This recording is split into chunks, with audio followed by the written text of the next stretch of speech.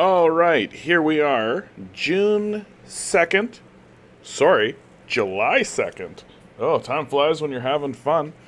We are here commenting on the collapse of Western civilization and its incredible decline. If you are listening on one of the many podcasting services out there, what is happening is that I am streaming on YouTube. People come in, they comment on my chat, and I read their comments and I respond. We also read articles as we move forward. I'm trying to deal with the ridiculous nonsense, and this week, I think, really confirms to anyone who is alive in the world that we need voices out there that are just simply trying to make sense of what it is the heck that we are seeing. Peanut Butter Beatrice, good to see you too. My goodness, this last week, you guys, really threw me into a total depression. I think that it is fine to say that. I think I'm out of it now. I think I'm okay now. Gabriel, Kevin, good to see you guys. But basically, the moment the debate happened between Biden and Trump, I was in a massive, massive depression. I didn't watch it because I knew exactly what it was going to be. But to see it happen, to witness it, and to see everybody else responding to it. And initially I didn't understand the depression that I found myself in. I didn't really get it because I've already come to terms with the decline of the West. That's definitely going to happen. So I thought I was really struggling with why is it that I have fallen into this depression because of this debate. It went exactly as I thought it was going to. And finally, a TikToker that I've been following for a little while now pointed something out that really opened my eyes to the reality of a hard truth about the situation, which is liberals care more about this poor debate performance than they do about a literal genocide. They're more concerned about Joe Biden's stutter than they are about the 30 or 40,000 people that very same man is responsible for killing. That was a real wake-up call for me, that we are a psychopath society, we are a psychopath culture, we are a psychopath people who care more about the image that we are projecting into that world than what it is the image is actually doing. We have absolutely no regard for our substance, and we care completely about the picture that we're putting out there. That if Joe Biden was young and virile and looked competent and looked good and was like, God bless America, well, there's a huge segment of the American populace that would be like, that's my guy, Joe Biden, 4 more years. There'd be no conversation about replacing him. There'd be no conversation about any of this kind of stuff. That if it was Gavin Newsom was the leader, if it was somebody who could just stand up straight and just read lines from a cue card, nobody would care. But so it really shows you, as far as the Democrats are concerned, how little regard they have for decency, dignity, sanity, respectability, and the response, of course, that's coming from the Democrats. Well, if you don't vote for Biden, then Trump will get in. And they've got Project 2025 and the country will collapse into Christian nationalism. Well, if not supporting genocide means that the country collapses into Christian nationalism, then so be it. The West is in decline and the West is collapsed. The West is turning itself into a autocratic state that is completely lawless. And we're seeing that unfold right? We're seeing that unfold in front of us in this last week alone. In the last week alone, we have, from the Huffington Post, the Supreme Court power grab overturns 40-year precedent in huge wins for corporations. I'll be reading this article in a moment. Essentially, the only regulation that exists to even allow government bodies to give oversight onto corporations has been overturned by the Supreme Court. Oh, hey, from the Nation, another article we'll be reading. The president can now assassinate you officially. That the Supreme Court basically has declared that as long as the president does something in the official status of president, well, then he can't be tried for it. It can't be a crime. So essentially, the Supreme Court has said the president is now your king, right? There's no oversight to be had. This essentially erects a monarchical class, right? An ancient feudal structure in our society now. But they've bestowed upon us, the people, the righteous ability and the righteous glory to be able to choose which color coat the king wears. And while that's all going on, baby boomers are living on $1,000 a month in Social Security. The entire situation is falling into a total collapse that we're all supposed to just accept. We're all just supposed to say, this is normal. What a normal place we have found ourselves in. So, for those of you who are interested in learning more, I live stream 6 to 9 p.m. Eastern Standard Time, Tuesday, Wednesday, Thursday, thecanadiancommie.com. Please come on down. We have to organize the revolution. Thank you. There, that's the clip. I did it. I'm trying to find a clip. I'm trying to make clips. So I'm just going to do it right first thing. That's what I'm going to do. I'm going to do clips. And then I'm going to clip them. A bunch of people have been telling me, John, you need to do clips. Where are the clips? We need more clips. John, we need clips. You got to spread around clips. Clips. All right, I'm going to do it. I'm going to do it. They're going to be short. They're going to be brief. I just have to do something. So I'm going to do it. Thanks for listening. Thanks for listening, guys. Oy vey. Eggs D, good to see you, my man. Peanut Butter Beatrice, the corpse on puppet strings versus the insane clown felon. Yeah. If you blinked, you'd have missed the one moment they mentioned Gaza. Yeah. I mean, they have to, right? It is like a major historical moment that's happening during Joe Biden's presidency. But neither of them actually want to talk about it, and they didn't. Dragon Fruit, good to see you. Good evening. Recently, the USA Supreme Court ruled that it is perfectly legal to jail and fine homeless people. Yeah, what an outstanding society we live in. I actually think I have. At least I saw something on that. Did I actually bring it forward? Because it's so insane, right? It's just insane. Like, it's now illegal to, it's illegal to be homeless now. Come on, I had this. I feel like I have it in the Discord. And I you know what, man? Like, I'm going to bring it forward because it's just like, what are you talking about? Like, you guys double the rent. You make everything impossible for us. Right? You make everything impossible for us. Yeah, the Supreme Court says that it can punish people for sleeping in public places. Like, what are you talking about? Like, what are you talking about? So this is just right in line with the absolutely lawless nature of our society that we're in.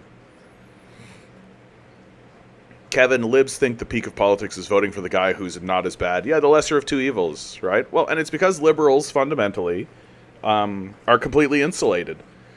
One of the things that I've really begun seeing, and I've really noticed it, if you use the word insulated, it's a trigger word. It's going to trigger people. Like, there are people who are insulated from the negative side effects of the economic situation. There are people who live in gated communities. There are people who live surrounded by also rich people who are insulated from the devastation that these decisions make, and the devastation of neoliberal economics. And I straight up had a guy tell me, America's not experiencing an economic decline. I'm like, okay, bud, whatever you say, right? Because your only measurement is the stock market. Oh, the stock market's doing great. Yeah, because you extracted $4 trillion from the populace and gave it to rich people. Yeah, I imagine the stock market's doing very well. Yeah, the Supreme Court this same week also criminalized being poor. Radio Halifax, good to see you. Eric, good to see you. Yep, let's not forget the U.S. president now has unlimited power. Compton, yeah. Hell yeah, baby, turning colonialism inward. That's the inevitable result of this, right? The inevitable result of this. The captain over on Twitch, good to see you. The inevitable result of all of this, as the empire begins to recede, is that it's going to turn its eye inward. And the same policies and the same ideas and the same thoughts and the same ruling structure that they used to dominate and control overseas, they're going to turn that on their own populaces, right? Because it's the only ideas they have. It's the only thoughts they have, right? Like these people are amoral. They are psychopaths. They don't actually understand ideas like, if you give people money, then they'll have money that they can then spend in the economy, and that will make a stronger economy. They just don't care about that kind of stuff. They just don't care about that kind of stuff at all. Ben, good to see you. If Biden wins in November, it will likely be overturned by SCOTUS to bring Trump back to office. No, I just don't think it matters. Like, I don't know why I'm supposed to buy into the idea that Joe Biden is somehow a good guy in this conversation, right? Like, it's blue capitalist or red capitalist. That's all. Like, how do you want your fascism? Like, for a little bit of time, I was sort of listening to... There were people who were like, no, John, fascism and capitalism are different. They're different. Yeah. Trotsky wrote about fascism, and there are liberal academics that wrote about fascism, and fascism's a different thing. It's not the same as capitalism. No, it's different. Near as I can tell, here's the difference, right? If the victims are a foreign nation full of brown people, it's capitalism. If the victims are an allied nation full of white people, it's fascism. And that, to me, seems to be the only difference, right? That as long as your army is destroying a country of brown people, then you call it capitalism. But if that same military force does exactly the same thing to you or your neighboring country that you actually like, full of people who look and sound like you, then suddenly it's fascism. And that to me seems to be the only dividing line and the only thing I can distinguish between the two. Because anytime I read any writer writing about fascism, I'm looking at it and I'm going, sounds like capitalism. Looks like capitalism to me. Like, why is George Washington a capitalist, but Mussolini is a fascist? Why have we created a dividing line? And near as I can tell, there's been a dividing line that has been created so that capitalists can pretend as though when capitalism happens to the people they are supposedly governing, they can go, oh, no, that wasn't capitalism. That was fascism. That's what that was. That was fascism. That was a different thing. That isn't the thing that we're doing. No, the thing that we are doing is capitalism. Yes, that was a different thing that we've given a different name. And that different name is called fascism, and it's different.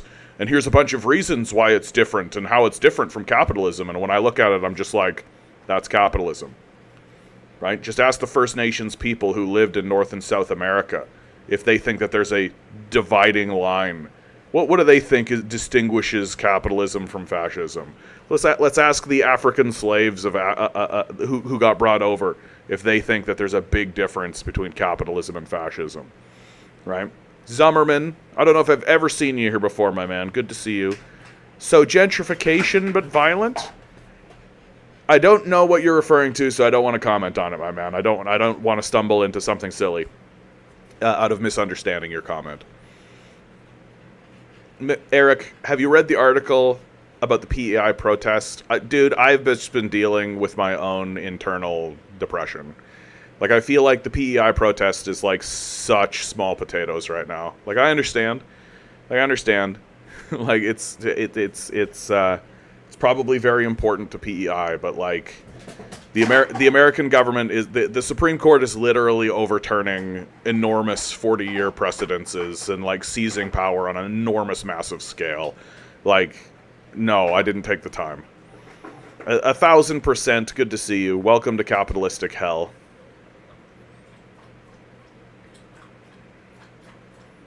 Yeah.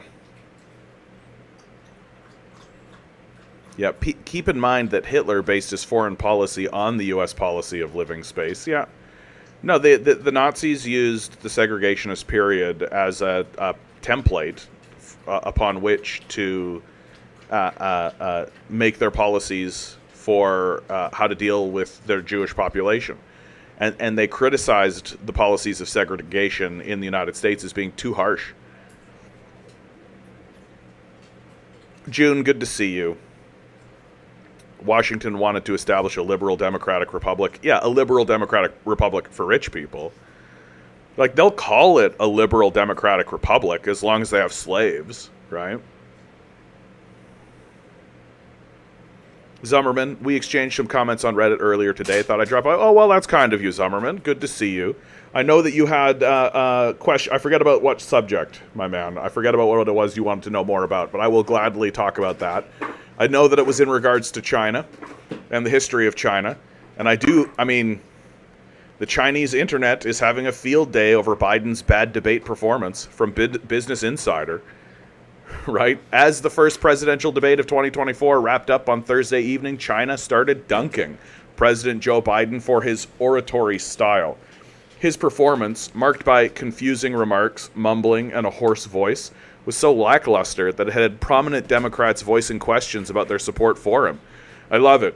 We can commit a genocide in Gaza, and Democrats are like, well, you know, it's tough to both sides. Is it even a genocide, really, when you look at it? Joe Biden gets in front of everybody and is like, you know, I think we gotta, the trouble with America, and we defeated Medicaid. Yeah, we defeated it.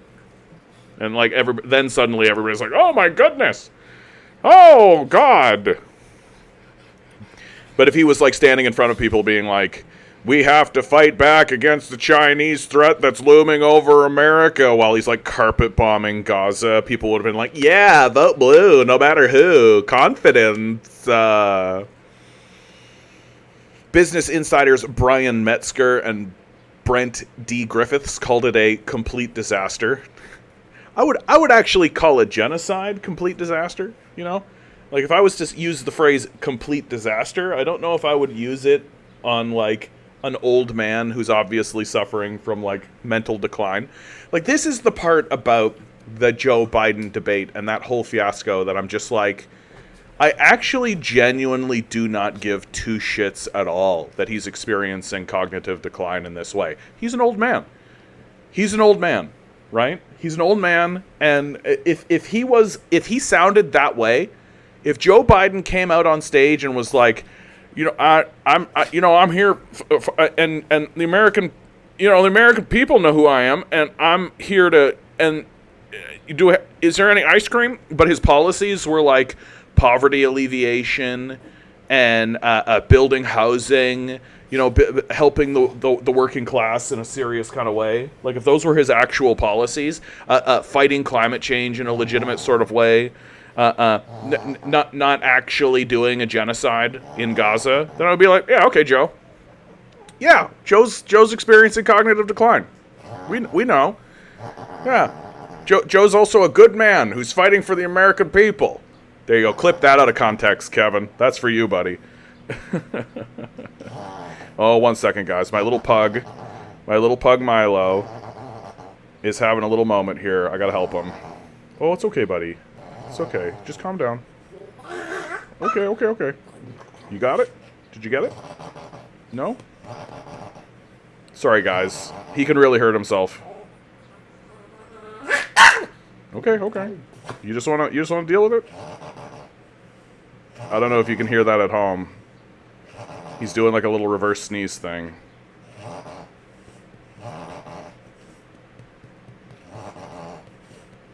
Okay, buddy, it's really bad, actually.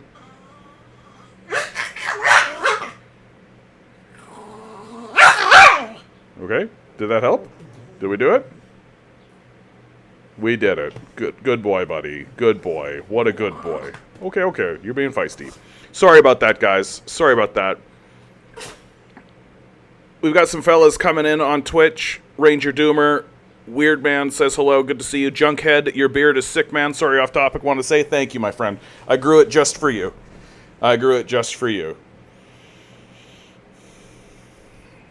Yeah, Peanut Butter Beatrice, Xi and Putin were probably sobbing with laughter. Like, it's... I have to tell you, if I was in Xi Jinping's position, or Putin's position for that matter, I'm not laughing. Like, I'm not laughing, right? It's very, very scary that the organization, that the man who is at the top of an organization, who is overseeing a war in Ukraine, while simultaneously overseeing the beginning of a war in Taiwan. Let's be honest, the American empire is absolutely going to foment some kind of independence movement, which is going to lead to war with China. It's terrifying to see that guy walk out in public and act that way. That is a deeply unsettling moment. I don't think for one moment that Xi Jinping and Putin were like, oh, what a daft old man, what a fool. Like, I think that they were staring at the screen, watching the debate, and there's like a looming, like, boom, boom, boom, boom, boom, boom, boom, boom, boom, boom. Like, this is the guy. This is their antagonist. This is the person who is going to, like, come and carpet bomb their citizens. This is the person who's going to murder their citizens. This is the guy who wants to return China to the 100 years of humiliation. This is it. And you're watching this demented, crazed old lunatic. Yeah, I'd be deeply, deeply, deeply, deeply, deeply, deeply concerned about it. Yeah, I knew somebody would do it. Ranger Doomer, Joe Biden is a good man. Thanks, bud.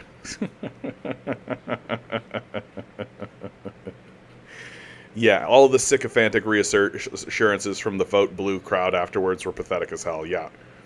Yeah, if Joe is like this, then who is running the show? Yeah, who is running the show, do you figure? Speaking, let's talk about who's actually running the show.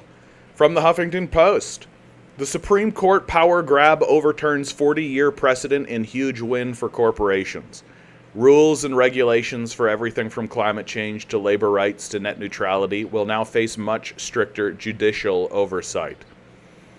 The Supreme Court's conservative supermajority upended decades of precedented governing the ability of federal agencies to set regulations in a rule on Friday. The court's decision, written by Chief Justice John Roberts, which overturns its 1984 finding in Chevron v. Natural Resources Defense Council, will cause a sea change in how federal agencies are able to regulate everything, from climate change to artificial intelligence to labor and workplace practices. It marks a huge win for corporations, as it will be significantly harder for the government to write rules. Courts must exercise their independent judgment in deciding whether an agency has acted within its statutory authority, Roberts wrote.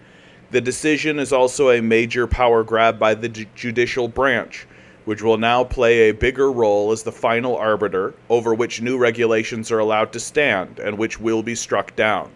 The ruling concerns two cases: Lopper Bright Enterprises and Raimondo and Relentless Inc. versus Department of Commerce. Jackson joined her liberal colleagues, Elena Kagan and Sonia Sotomayor, in dissenting in Relentless, which was a 6-3 decision, but recused herself from Lopper Bright Enterprises. The issue of whether to overturn Chevron came before the court after two fishing companies, Relentless and Lopper Bright Enterprises, challenged regulations imposed in 2020 by the National Marine Fisheries Service that required fishing boats to pay the salary of the federal inspectors who ride on them. Lawyers for the fishing companies argued that the court should not only overturn the regulations, but also eliminate the deference afforded to agencies to write such regulations by the court's precedent in Chevron. In Chevron, the Supreme Court crafted a doctrine that granted the federal government broad deference to enact regulations without judicial interference. It effectively stated that agencies had the power to enact regulations without having to wait for the courts to weigh in, unless the regulation was an unreasonable interpretation of the underlying law enacted by Congress that delegated regulatory authority to that agency. But Roberts wrote, agencies have no special competence in resolving statutory ambiguities.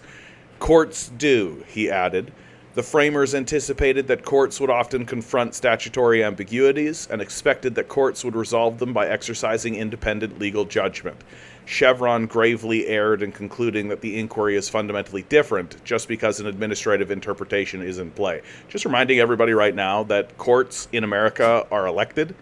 So all these corporate frauds have to do in order to control the judiciary is just win a beauty pageant, right? Just win an election and have their guy stand up in front of everybody and be like, I could be a judge. Here's $5.6 billion to say that I should be a judge.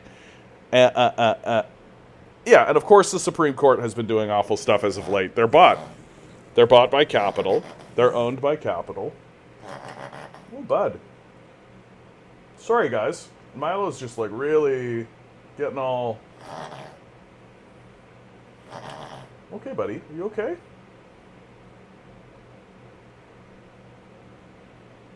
You okay? Who's a good boy? That's 3 times today, dude. That's a lot. That's a lot, Milo. That's a lot. Ben, sorry about that, guys. Biden needs to start working out daily lifting weights. He's spending half of each day on the treadmill. He can still get super buff, so he's more energetic. Yeah, that's not how that's going to work. Like, what this regulation essentially does, it essentially disempowers the Congress, right? So your elected officials, right? So even theoretically, there's literally nothing Congress can do to put regulatory oversight onto any corporation at any time, anywhere, for any reason. That all concerns now need to funnel through the judiciary. So just bribe a judge, right? Judges are elected. It's easy to do. Like, for God's sakes, like, America has Judge Judy, for Christ's sakes. Like, there is so this essentially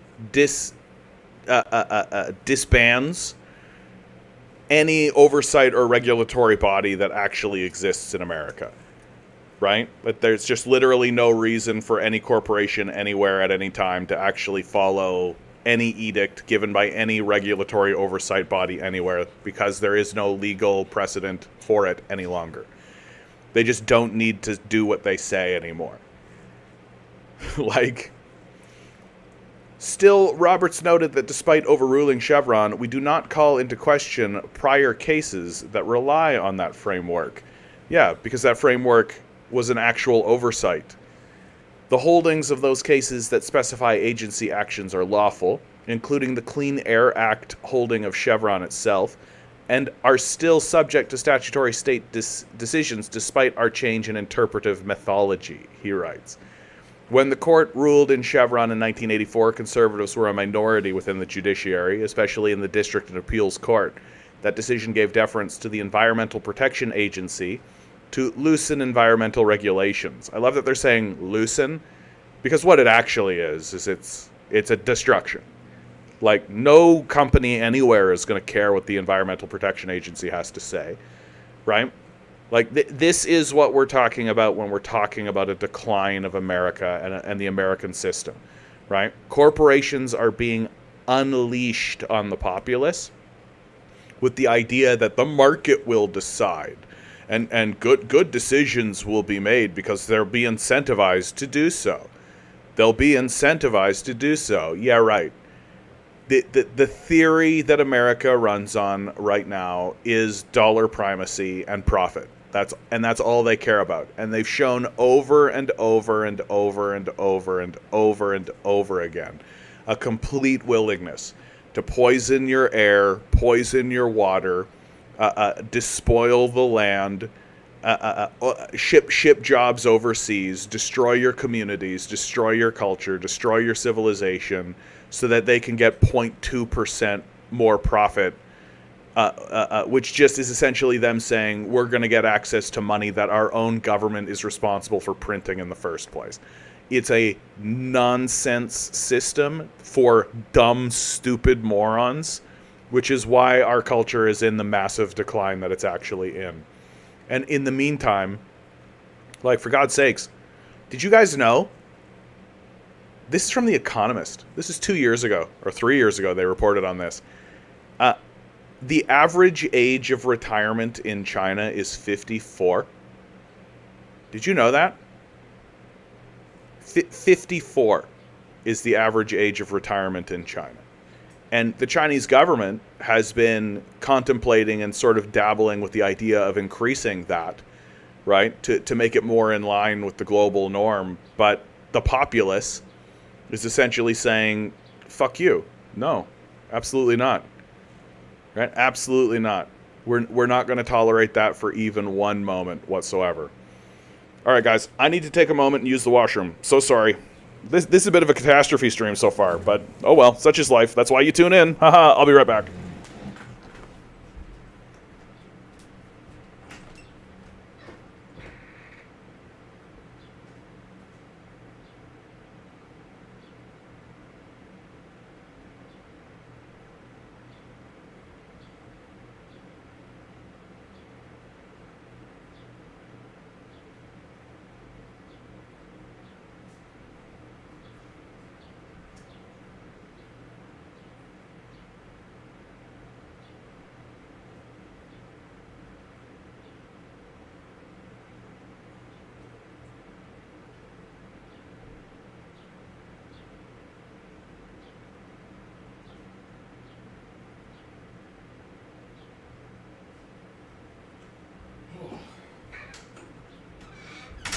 Alright, sorry about that, guys. I went to the gym this morning, and boy, my body is just like, oh, just absolutely destructed. Absolutely destroyed. I don't even know, like, who is left defending this system? Who are the people who are actually willing to stand up and actually say out loud that this system is working, everything's great, and even with the really pathetic argument now that it's like, well, you know, of course it has its problems, but it's the best we've got. No, it's not. It's not even remotely close. It's not even remotely close. We're watching the society eat itself from the inside out. It's chewing itself apart, and now we're straight up just electing a fucking king at this point, where they can do anything they want. This is from The Nation. The president can now assassinate you officially. Under this new standard, a president can go on a 4 to 8 year crime spree and then retire from public life, never to be held accountable. Now, what's the first thing to point out before I even get into the article is that's what's happening now, right? Like, George W. Bush invaded Iraq in breaking and violating all international law that exists, right? Nobody calls him a fascist. He's just a capitalist, good old boy Republican. Obviously a fascist, right? Destroyed a country, murdered 1 million people, stole all their oil. Very straightforwardly, right in front of us. He doesn't face any consequences. Now, what consequences does George W. Bush face? The difference now, though, and I will say this, because I think there's a lot of people who are just like, well, it's not different. It is different. Because now, George W. Bush could just do that and say, yeah, I'm the president. What are you going to do? Well, you don't like it? Vote for the other guy. What are you going to do? He doesn't need to make a case anymore. They don't even need to do this whole, like, well, strategic blunder, oopsie-doo, and that kind of stuff. Literally, he can just be like, I'm the president, fuck you, eat it. Like, yeehaw. And now there's literally no hope for recourse, right? Previously, there was the idea that there would be the possibility of some kind of recourse. Well, that's over. That's done completely. They literally are telling you to your face, don't even bother filing the papers. The president can murder you in the middle of a street from his own hand with a pistol, and as long as he says, this is official business, right? Well, Donald Trump won. The Supreme Court today ruled that presidents are entitled to absolute immunity from criminal prosecution for official acts, then contended that pressuring the Vice President and the Department of Justice to overthrow the government was an official act.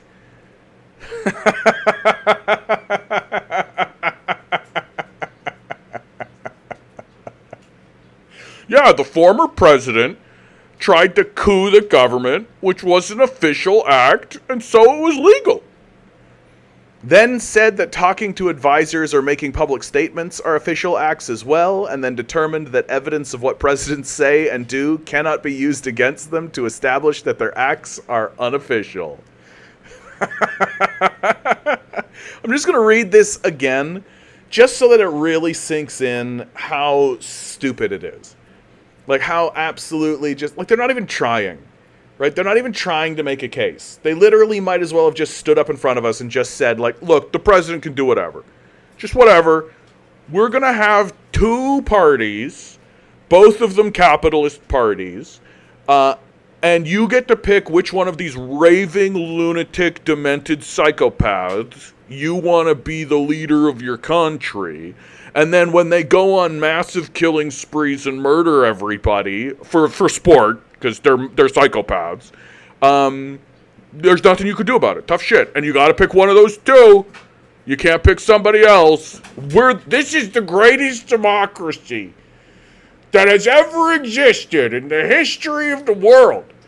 There has never been a stronger, more powerful democracy than this democracy right here, right now, at this moment. America is the greatest country in the world with the strongest democracy that's ever existed in all of the history, where you get to pick between two parties and only two, and nobody else.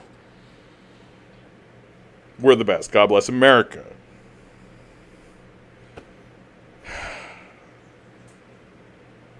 Listen to this shit. Like, really let this hit your ears and let it filter down into your heart and just let it, like,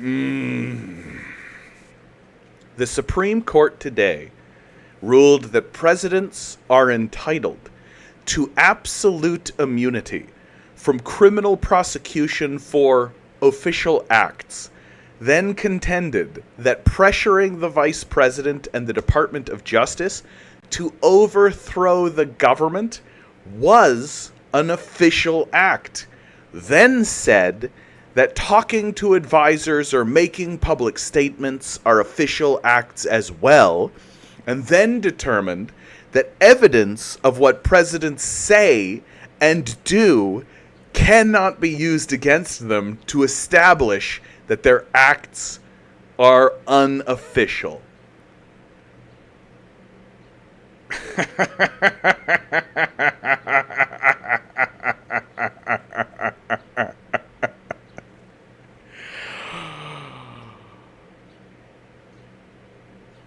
Oh, say, can you see by the stars' burning light?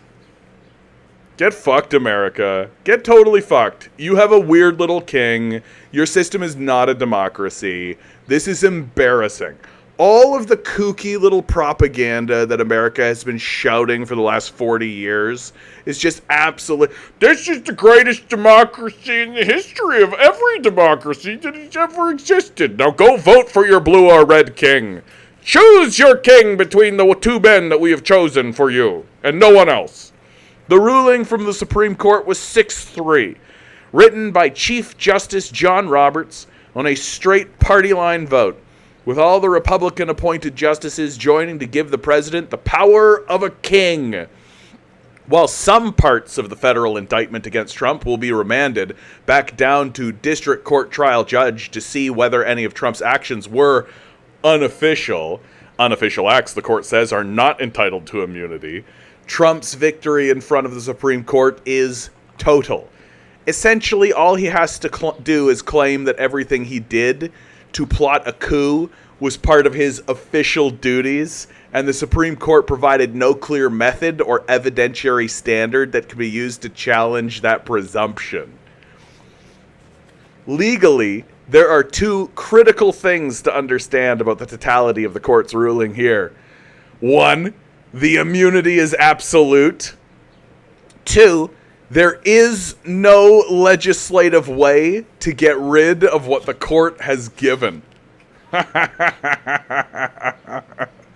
On the first point, the immunity granted to Trump in this case far exceeds the immunity granted to, say, police officers or other government officials when they act in their official capacities. Those officials are granted qualified immunity from civil penalties because the immunity is qualified. It can be taken away. Pierced is the legal jargon for taking away an official's qualified immunity. People can bring evidence against officials and argue that they shouldn't be given immunity because of the gravity or depravity of their acts. Not so with Trump. Presidents are now entitled to absolute immunity, which means that no matter what they do, the immunity cannot be lost. They are always and forever immune, no matter what evidence is brought to bear. Moreover, unlike other officials, presidents are now entitled to absolute immunity from criminal charges. Even a cop can be charged with, say, murder, even if they argue that killing people is part of their jobs, but not presidents.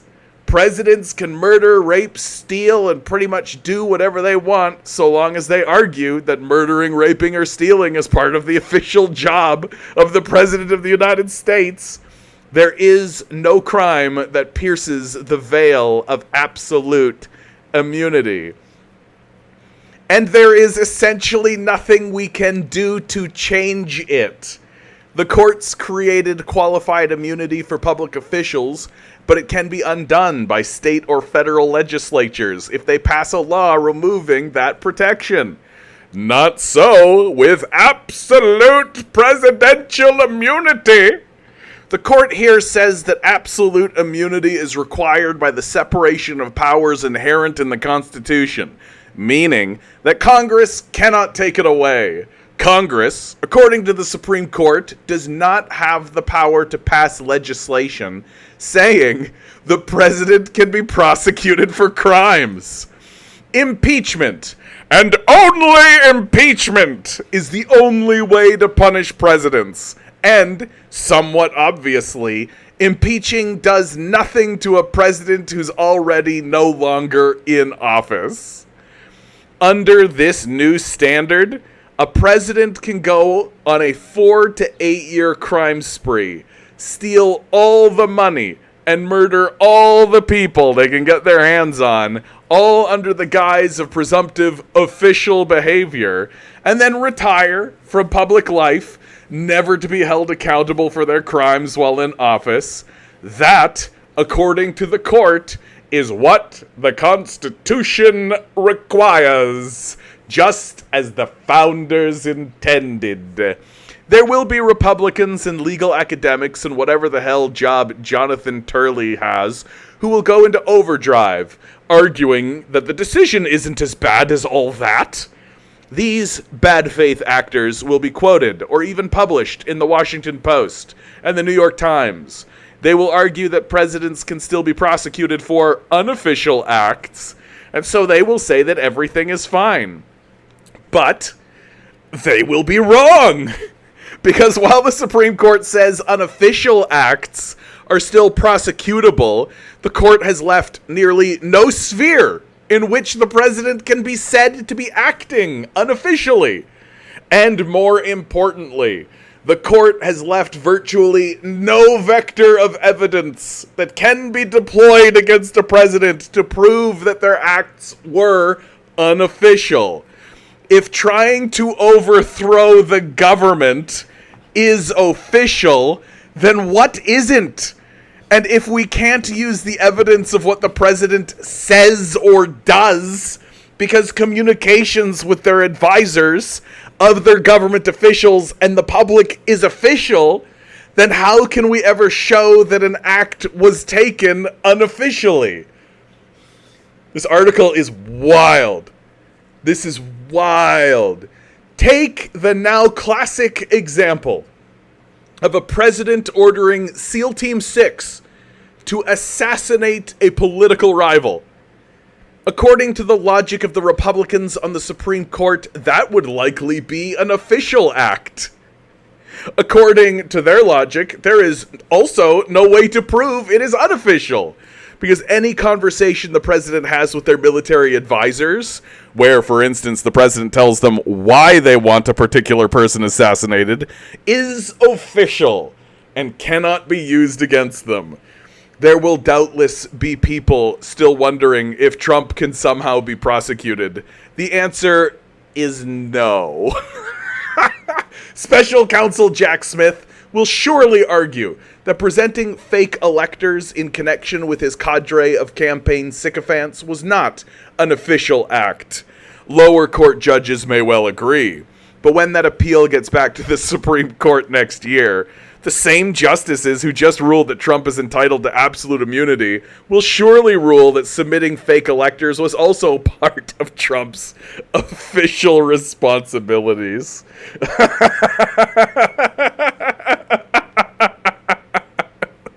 What a fake country, dude. Like, what a fake country. There is no way to change that outcome in the short term. In the long term, the only way to undo the authoritarianism the court has just ushered in is to expand the Supreme Court. Democrats would have to win the upcoming presidential election and the House and the Senate. Then Congress would have to pass laws expanding the number of justices on the Supreme Court. Then the Senate would have to pass that law as well, which, at a minimum, would likely have to include getting rid of the filibuster. Then the president would have to sign such a bill and appoint additional Supreme Court justices who do not think that presidents should be kings. No. And then those justices would have to be confirmed. And all of that would have to happen before the current Supreme Court hears whatever Trump appeal from his January 6th charges comes up next. Because if court expansion happens after the current Supreme Court dismisses the charges against him, double jeopardy will attach. And Trump can never be prosecuted again under a less fascist court.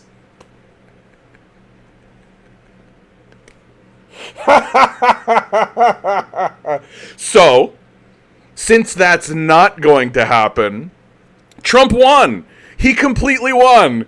He tried to overthrow the government and he got away with it. I cannot even imagine what he'll try if he's actually given power again, knowing full well that he will never be held accountable for literal crimes. If you ever wondered what you'd have done in ancient Rome, we're not even talking about the Nazis anymore. We're going back to fucking ancient Rome, where they were literally, like, crucifying people in public and being like, yeah, crucified for crimes. When the Roman Republic was shuttered and Augustus Caesar declared himself the first citizen of Rome, the answer is, whatever you're doing right now, baby. It's what you would have done during the restoration of King Charles II in England, and what you would have done when Napoleon declared himself Emperor of France. This, right here, is how republics die. And the answer that cries from the abyss of history is that most people, in real time, don't care. Republics fall because most citizens are willing to give it away. Most people think that it won't be that bad to lose the rule of law. And the people who stand to benefit from the ending of Republican self-government tell everybody that it will be okay. When the Imperium came to be, the Romans didn't realize that they were seeing the last form of European self-government for 2,000 years. and the ones who did were largely unhappy about it. For my part, I assume that like Mark Antony's wife, Fulvia, defiling the decapitated head of Cicero, Martha Ann Alito will be jabbing her golden hairpin into my tongue for criticizing the powerful soon enough. But I'm just a writer. I wonder what the rest of you will do as the last vestiges of democracy are taken away by the Imperial Supreme Court and the untouchable executive officer they've just created.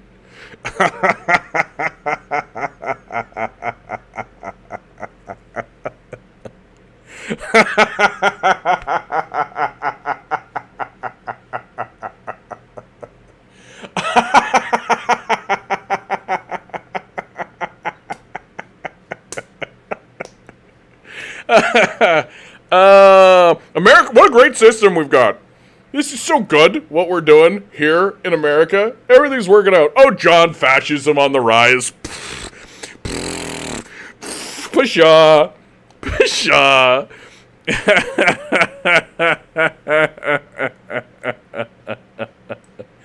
Oh my god, dude. What a great article. I'm so happy that I read that article, dude. Oh my god.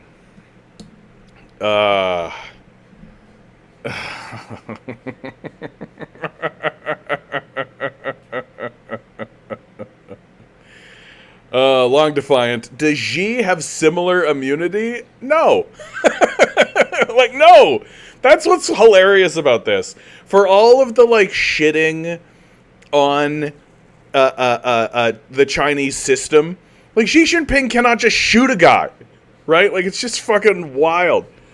Yeah, that writing, Peanut Butter Beatrice. Well, they know. Like, they see this shit coming, right? Like, it's so... Like, it's not going to be too much longer. I've said it for a long time, guys. You guys know. It won't be too much longer until this channel gets taken down. That even a voice as small as mine, even a channel as small as mine, even somebody who, like, is getting, like, pushed away with shadow banning and, like, that they can relegate into the corners and on the fringes, right? Even guys like me, they will eventually just start stomping on us, right? It's coming, man. Like, it's when I start seeing them go after a guy like Chris Hedges again, when I start seeing them go after, like, Lee Camp or Danny Haifong, right? It's not going to be too much longer. It's not going to be too much longer until they're just going to expect that the internet gets scrubbed of all of this shit, right? Which is a good opportunity to say, please like, share, and subscribe. If you would like to stay connected to me after they try to scrub me off of the internet, consider donating to my Patreon, right? You can find me at patreon.com/thecanadiancommie. If you'd like to support this work, it gets you into the Discord. It keeps you connected after we shut down and after all of that kind of stuff. Oh my god, what a total disaster. What a total disaster, dude. And, like, to see all of this unfolding, to see the society collapse with such, like, jubilation, you know? Like, that's the part about it that I think is so wild to see. That, like, I feel like the Biden-Trump debate was a real, like, smacking in the face and a wake-up call for so many of these fucking liberals who don't care about genocide, because they're actually sitting there. Well, and this is the other part about it, Ben. Like, Biden is now king. Like, if I'm Joe Biden, I'm like, well, what can I get away with? Like, how much longer do you think, guys, now that this legislation has been passed, and now that presidents are essentially kings, how much longer until we start getting American leaders who are, like, openly depraved, right? That like, the depravity has always existed at the highest levels. Like, Jeffrey Epstein's pedophile island exists, right? That's for sure. But how much longer until that depravity enters the public sphere, where people are filming it and we're seeing it and they're just showing it to us, right? Like, this is what we're saying when we say it's mask off, right? This is what we're saying when we're saying the mask is coming off. that the depravity will become public, the depravity will be seen, and that the ruling class will enjoy that. That you seeing their depravity, you seeing them rape children, you seeing them torture people, you seeing them do these things in front of you, in front of the world, is part of what gets them off and excites them about the situation. That how much longer until that begins to occur, and that the system in America declines. And I actually think it'll happen a lot faster than you think. I think it'll happen a lot faster than you think, because these guys are already extremely depraved, perverted individuals. They're already going to Jeffrey Epstein's pedophile island. They're already supporting genocides and torture campaigns. They're already doing this kind of shit. But now they're going to flaunt it, right? Now they're going to put it in front of your face and just say, what are you going to do about it? I'm the president. Anything I do in an official capacity, which I can always argue is an official capacity because I'm the president, it isn't a crime. Like, I genuinely think we're going to watch a decline of the society into this kind of overt depravity, into this cultish kind of behavior. Because people gravitate towards, like, it isn't going to be the case that the president will act this way in public and everyone will go, goodness me, tizzy, oh God, gracious. There will be huge segments of the population, massive, enormous sections of the population that will see that act and the way the president is acting and will go, hooray. What a great thing that our president, we're so powerful and big. Look at the freedom. Look, the president has the freedom to do these things. Everyone should have the freedom to do these things. Freedom, freedom, freedom. Right? Like, when I say that we are witnessing America in decline, like, I've always understood that in a theoretical kind of a way or a technical kind of way. It's an inevitability that America is going to go into a decline, right? Like, it just has to. That's how empires roll. Like, if you take a look at any empire throughout history, you take a look at any moment in any empire at any time, they decline. But it seems to me as though the decline of the American empire is going to be so grotesque. There's going to be like a grotesqueness to it, where everything will just be put out on display, and there will be no limits. And like ancient, absurd, like crucifixion will return. Like, this is what I'm talking about when I say there'll be like nothing will be considered sacred, and everything will be considered on the table. And the ruling class will act in that way. Peanut Butter Beatrice, this is proof the ruling class is fully confident that we peasants have zero power left. They don't care at all. Their little mafia is exposed. They are mocking us openly now. Yeah, it looks like. Like, that's what it looks like to me. Like, they're not even pretending like laws exist. Like, that the only thing that they're writing on the table at all is just threats. Like, there are no laws in America. They're just threats. They're just telling you what they're going to do to you if you cross certain thresholds and certain lines. And, like, if the president becomes, like, an extremely violent, open thug, what do you think that's going to do to the police? What do you think that's going to do to the police forces? What do you think it's going to do to the legal system? How do you think people are going to respond to that, right? Like, people are going to gravitate towards it because they understand that this is what power looks like. This is what power looks like in America. It's going to be a very bleak and dark period of time. SVBG writes, do you think there will be a surge of refugees to Canada from the United States? People always say that. That anytime there's a disaster in America, everybody's like, oh, there's going to be a surge. It just doesn't happen. And the reason why it doesn't happen is that the truth is that Canada is closely linked to America. Like, sure, technically we have a slightly different path. Our colonial history is slightly different. The major divergence between Canada and America is that America fought a revolutionary war against the British monarchy while we remained loyal. We were the loyalists, right? And so our system was designed by a queen in order to uphold the power of the monarchy, whereas the American system was designed by a bunch of genocidal slaving rapists in order to maintain the power of the genocidal slaving rapists. And that's the key difference. And so there's a lot of like pomp and circumstance and like proceduralness in the way Canada governs itself, but the outcomes are the same. And we essentially are vassals of the United States. And so anytime anybody goes, oh, I'm going to flee to Canada, I'm going to run to Canada. Well, the second you do any amount of research, like outside of healthcare, it's like, oh, Canada's basically the same as America, right? All of this talk of like, well, at least we're not America. At least we're not America. Yeah, we are. Like, fuck yeah, we are. Like, there isn't that much of a difference. The people are the same.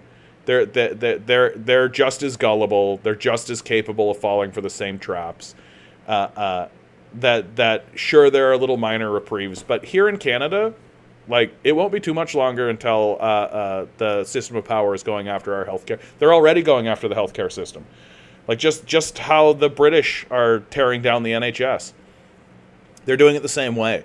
Defunding it, pulling it apart, no longer just making it so it doesn't work.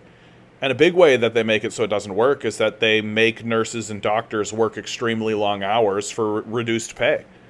So less and less nurses and less doctors are joining the profession and joining the field because they can't actually make a living, or if they are making a living, it's exhausting. They just don't have a life, right? And so people are fleeing the industry en masse.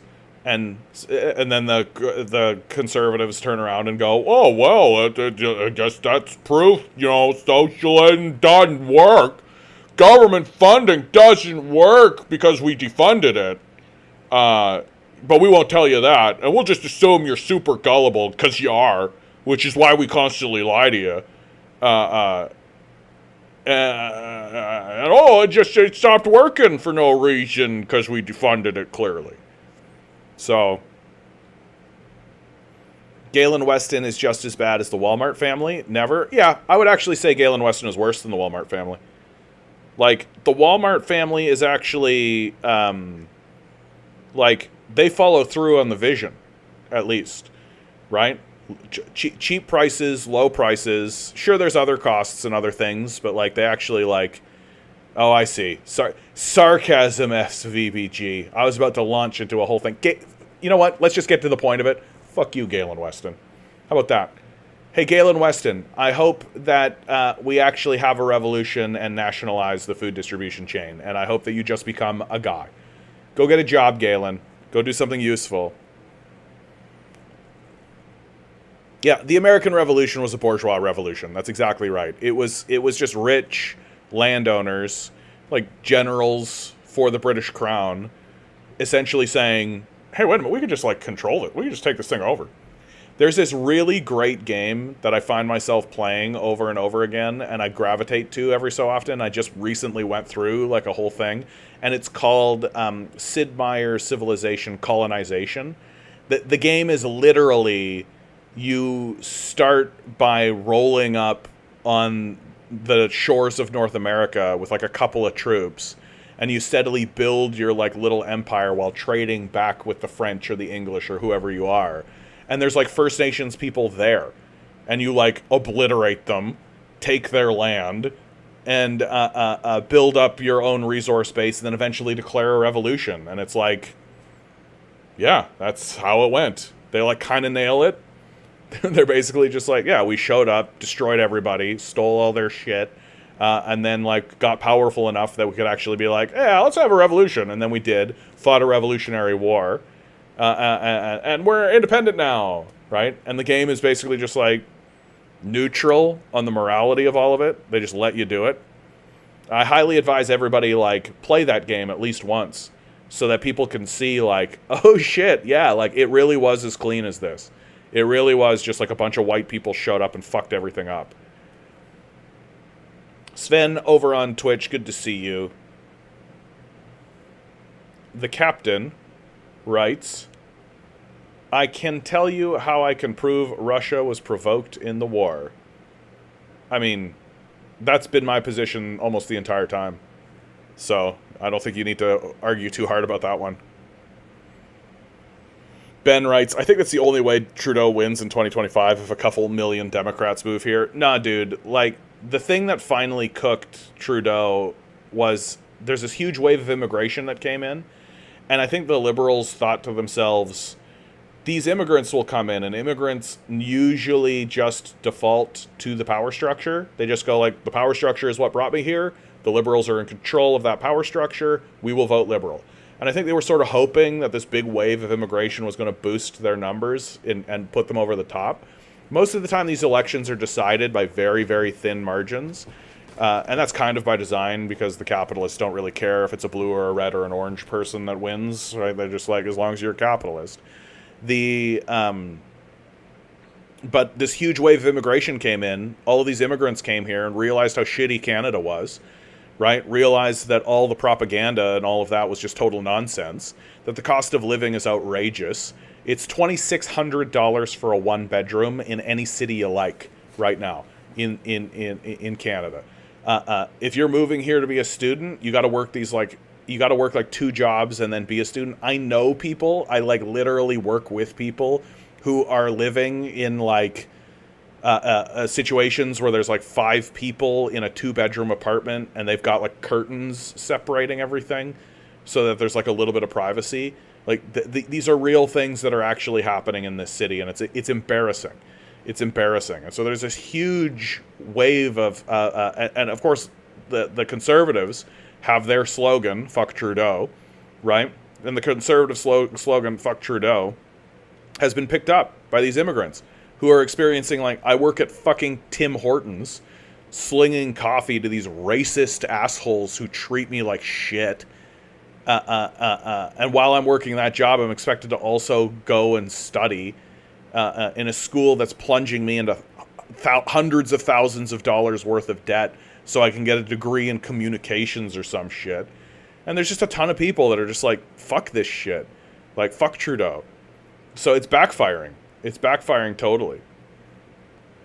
The captain continues over on Twitch. Do you know Victoria Nuland, her husband, and the neoconservative views with the New American Century or whatever?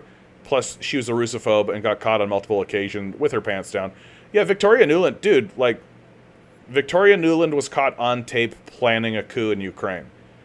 Like, we literally have her conversation orchestrating the coup. And then, moreover, we have her, because she's the Secretary of State. So we have her in conversations with journalists during question period, asking her about that video recording, where she's literally just like, yeah, what are you going to do? Like, one of the journalists, like, the journalist didn't look at her and say, so this is a coup, right? But the journalist was like, you understand what it sounds like to hear, like, your orchestra, you're, like, organizing, like, the next phase.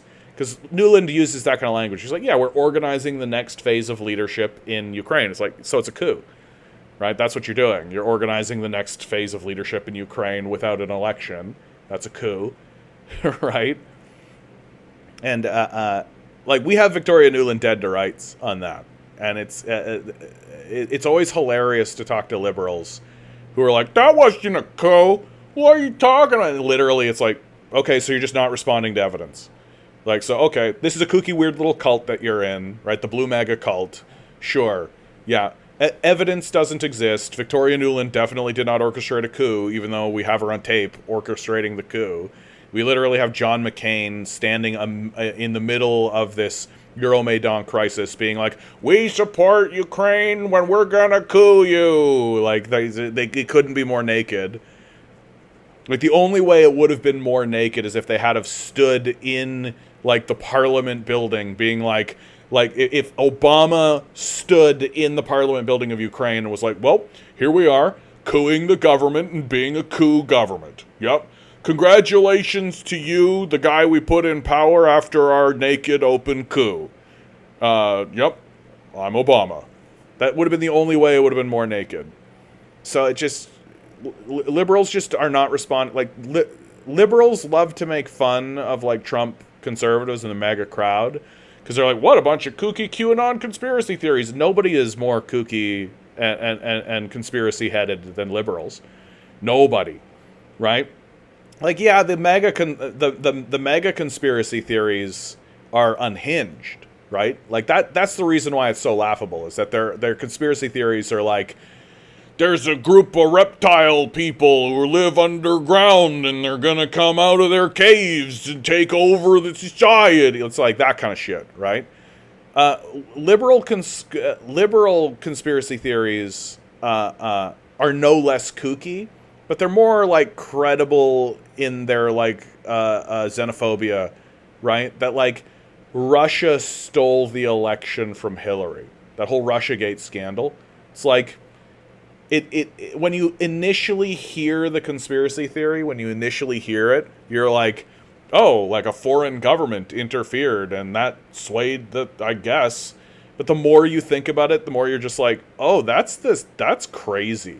Like, that's just as crazy as saying there's a group of lizard people that live under the surface of the earth and are going to come out and take over the planet. Like, that's just as kooky. That's just as weird to say out loud. The idea that the determining factor in the election between Hillary and Trump was somehow like Russian bots, and that the thing that really convinced people was a bunch of Russian propaganda. Like, no, you're an idiot. That's the dumbest shit I've ever heard in my life. And people believe that. They like go along with that shit. So the blue MAGA crowd is just as bought into kooky conspiracy theories, are just as willing to ignore evidence, are just as willing to push aside rational thought, which is what they have to do in order to support. Here in America, America is the greatest country in America, and we defeated Medicaid. Like, you got to put aside your capability. You got to put aside your capability to reason in order to buy into these Democrats, right? And so that's all they've done in regards to the Ukraine crisis. Like, we literally have the ambassador to Russia saying out loud, if NATO moves into Ukraine, the Russians will go to war over it. We've got Victoria Nuland on tape planning a coup and then answering questions about her coup, basically saying, yeah, that's what you do. It's a coup. We've got them outright funding neo-Nazi organizations. We've got Canadian officials outright organizing with neo-Nazis in Ukraine. We've got all the evidence you could possibly want of these neo-Nazis starting a war in the Donbass region. Like, I just don't know what you need anymore. I just don't know what people, and like, I guess Joe Biden is just the perfect figure for today's America, because most Americans are just as demented as he is, right? While simultaneously pretending like the real problem is the other group of people who are just as fascist as we are. Like, I just don't know where this narrative of like, to me, that's the reason why like your Bernie Sanders is and your AOCs are like important figures for the Democrats to uphold, because it gives them this kind of veneer of credibility. It gives them this idea of like, at least we're trying. At least we're trying to be good people, but it's all bullshit. It's just propaganda. It's just nonsense. These people are just book salesmen, right? That's all. Like, maybe Bernie Sanders isn't willing to go to Jeffrey Epstein's pedophile island, but like, he's useful to them. And why? Because when he stands up and he's like, we should fight for these things that you'll like, and people respond to it, the Democrats have this like, yeah, good, Bernie. Bring those people to the Democrats. Bring those people to the Democrats. Right? And Bernie has shown his true colors in this later life. He's just sold out completely, right? Like, he also has no principles. Like, this whole idea that well, we need to incrementally move forward, all except they're literally passing legislation saying that the president is a king.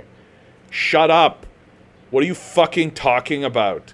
It's just the most embarrassing position that a person can take anymore. Just the most unserious, dead-brained, it's over, we're finished kind of thinking, the reason why AOC and the Squad and Bernie Sanders are permitted to be in the Democratic Party is because they convince gullible people that maybe the system can be reformed. I'm going to vote blue no matter who. And then they pass all the legislation to make a fucking genocide happen. Like, they don't give a fuck about you. It's all propaganda. It's just showmanship. It's fucking over. Like, that's why I've come to say straight out, man. Right? I've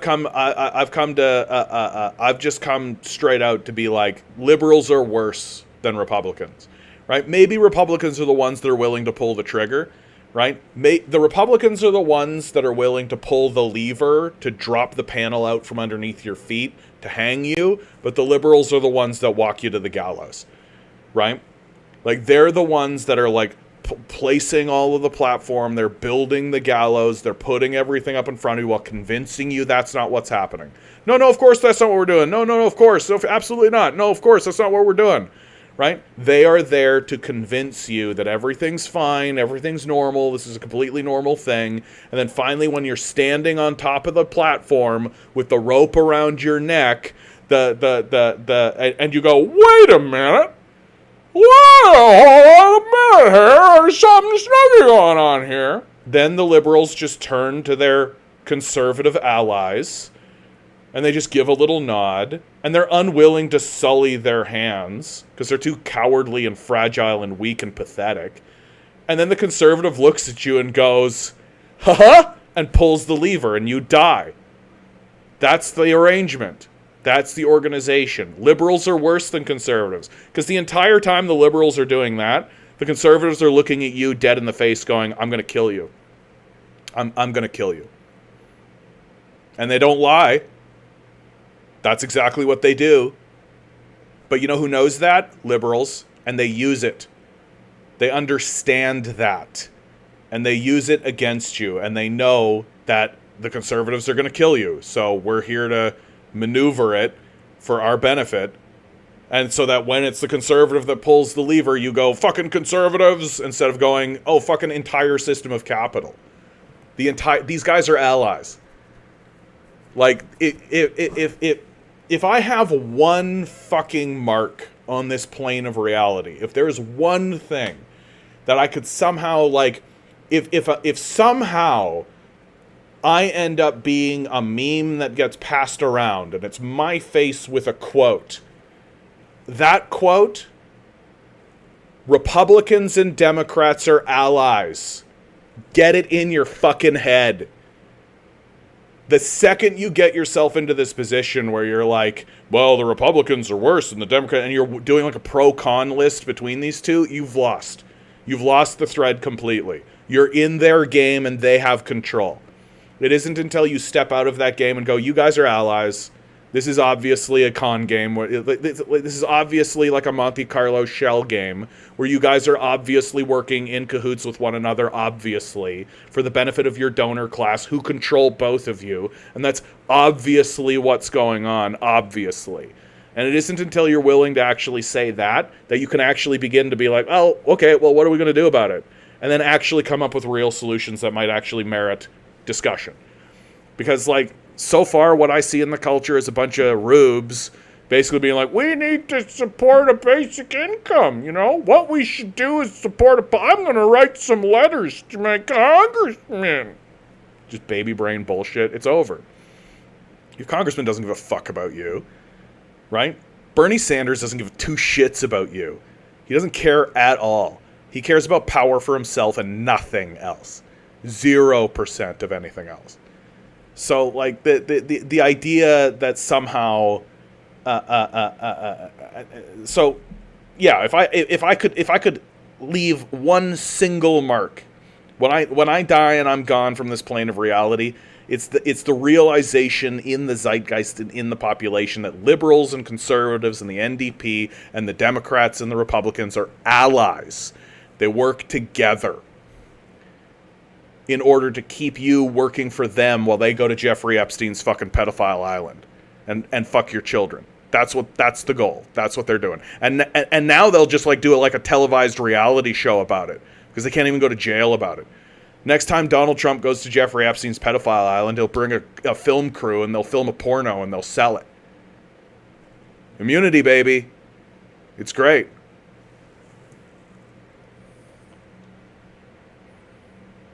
SVBG. I have no faith in Justin winning. Yeah, he's not going to win. Even not counting the immunization convo, the amount of voters actually getting to the polls isn't high enough for change to actually happen. I just think that people have come to understand that, like even if the conservatives get in and they just like enact kind of an austerian policy the way that they're going to do, people are like, so that's different than what's happening now because, and I just think that people are tired of the bullshit. Like to me, that's the big reason why the entire society is shifting to the right so dramatically. Is because people are exhausted with this liberal bullshit. People are just so sick and tired of listening to these liberals blow smoke up their ass and talk about how like when Chrystia Freeland stands in front of everybody and is like, what kind of Canada do you want to live in? Everybody's like, shut the fuck up, you weird little creepy Nazi. Fuck off. Like, we're done. We're over it. Like, let's bring in the conservatives who will be like, work harder. Just work harder for us while we do nothing. We're cutting and slashing. And we'll all be like, oh, yeah, thank God. No more bullshit. Like, at least they're just psychopaths, right? At least they're just, like, brutish, absurd, nonsense creatures who are obviously, like, ghoulish vampires. Like, and they're not trying to blow smoke up my ass. They're just like, work harder. That's it. Just work harder. Shut up. Stop complaining. Stop whining. Work harder. And that's all they'll ever say to you. And it's like, well, okay, well, we know where they stand, right? SVBG continues, I can only afford to live where I do because I knew the owner of the building and they gave me a deal 1 year ago. And I'm in the downtown core where I'm now numb to seeing the unhoused population. Yeah, and that's going to get worse. That's going to get significantly worse. Like, I just don't even know. I can't imagine being in a position of power and seeing all these homeless people and being like, yeah, this is great. Like, this is a working, functioning society for sure. Joe, good to see you. Yeah, many people still believe it. Yeah, of course. Yeah. Peanut Butter Beatrice, 5 pennies versus a nickel. And then you write, you cracked me up for real. You're always a riot. I like it here. Well, that's nice of you to say, Peanut Butter Beatrice. Good opportunity to say like, share, subscribe. Think about donating to the Patreon. Even $1 helps. Every little bit makes me feel good about myself. I long for the day where I will no longer have to actually ask for money. I long for that. We'll see if that ever happens. So this is an article from Business Insider. I don't actually like the intergenerational fight that happens, right? How people shit on the baby boomers. I think the baby boomers have their own part of this narrative of collapse, and they're easy to villainize because many of them have been bought in to the idea of neoliberal capital because there was like a little tiny minute. There was a little tiny moment where the system was working, right? Where whoa, we're making so much money and look how many amenities are here and oh my God. And the baby boomers are also an interesting generation because like when I talk to my dad, he remembers a time when he didn't have plumbing, right? He remembers a time when he didn't have electricity. And so it's kind of difficult to argue against this position that says the system of capital gave us electricity. The system of capital is why we have plumbing, right? And and so that perspective, and of course I have arguments, but but that perspective is difficult to deny. It's difficult to say that, yeah, your life's experience, here's this very technical treatise why your life experience doesn't matter. And so they've kind of bought into these ideas, and they've benefited from a society where it was like, yeah, just work hard, you buy a house, and then you buy another house and rent that house out, right? So they are in this kind of position But now we see, I've got an article here, baby boomers living on $1,000 a month in Social Security share their retirement experience. I never imagined being in this position. The Retirement Income Institute found over half of baby boomers had less than $250,000 in assets. With limited savings, many older adults are dependent on just more than $1,000 monthly in Social Security. For many, Social Security income is insufficient to cover groceries, health care, and bills. I don't know if I'm even going to read the article, but it's just one of the things that I get kind of concerned about in this conversation is there's a lot of like schadenfreude and catharsis that comes out of this kind of situation. People want to shit on the boomers, and I don't think that we should. Like, I think that they are also victims of the system of capital. Like, and in many ways, I actually think, like, there is this, like, what kind of a mindset does a person have where they're so willing to betray their own children this way? Because, like, as much as I say, like, we shouldn't be shitting on the boomers, there is the reality that, like this is a betrayal, right?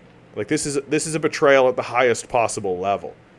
That the society is careening towards a very obvious collapse. The Supreme Court literally just allowed the president to become a king. Like, this is a betrayal of the highest possible order. And how do you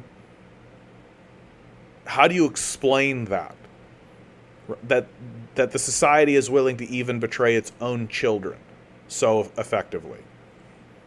Eggs D says, I shit on Gen X. I'm actually like, I have nothing but compassion for Generation X. Gen X was smaller than the boomer cohort by a wide margin. They were completely powerless. They could not get anything, like, their opinions were irrelevant, and they were told so. There was literally no shot that the boomers were in charge, and Gen X was just told, get to work. And there was no... And that happened during a period of time when, like, the system of capital seemed to actually be working, even though the method by which it was working was very nefarious and dark. And so Gen X has just always been in this kind of position of total powerlessness, where they were just told, get to work. And so they did. And now many of them, I think, have Stockholm Syndrome and are essentially traumatized. That's all.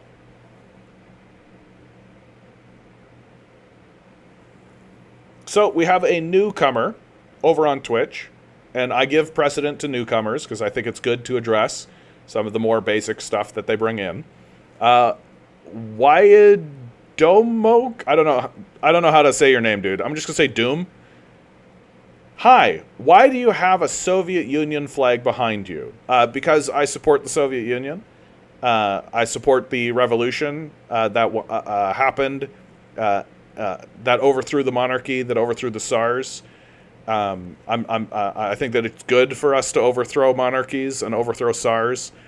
So I guess it's good that the president is now a king, because then we can legitimize the revolution and the overthrow of that king more easily. I think the Soviet Union freed people. I think it freed the people of Russia from Tsarism. And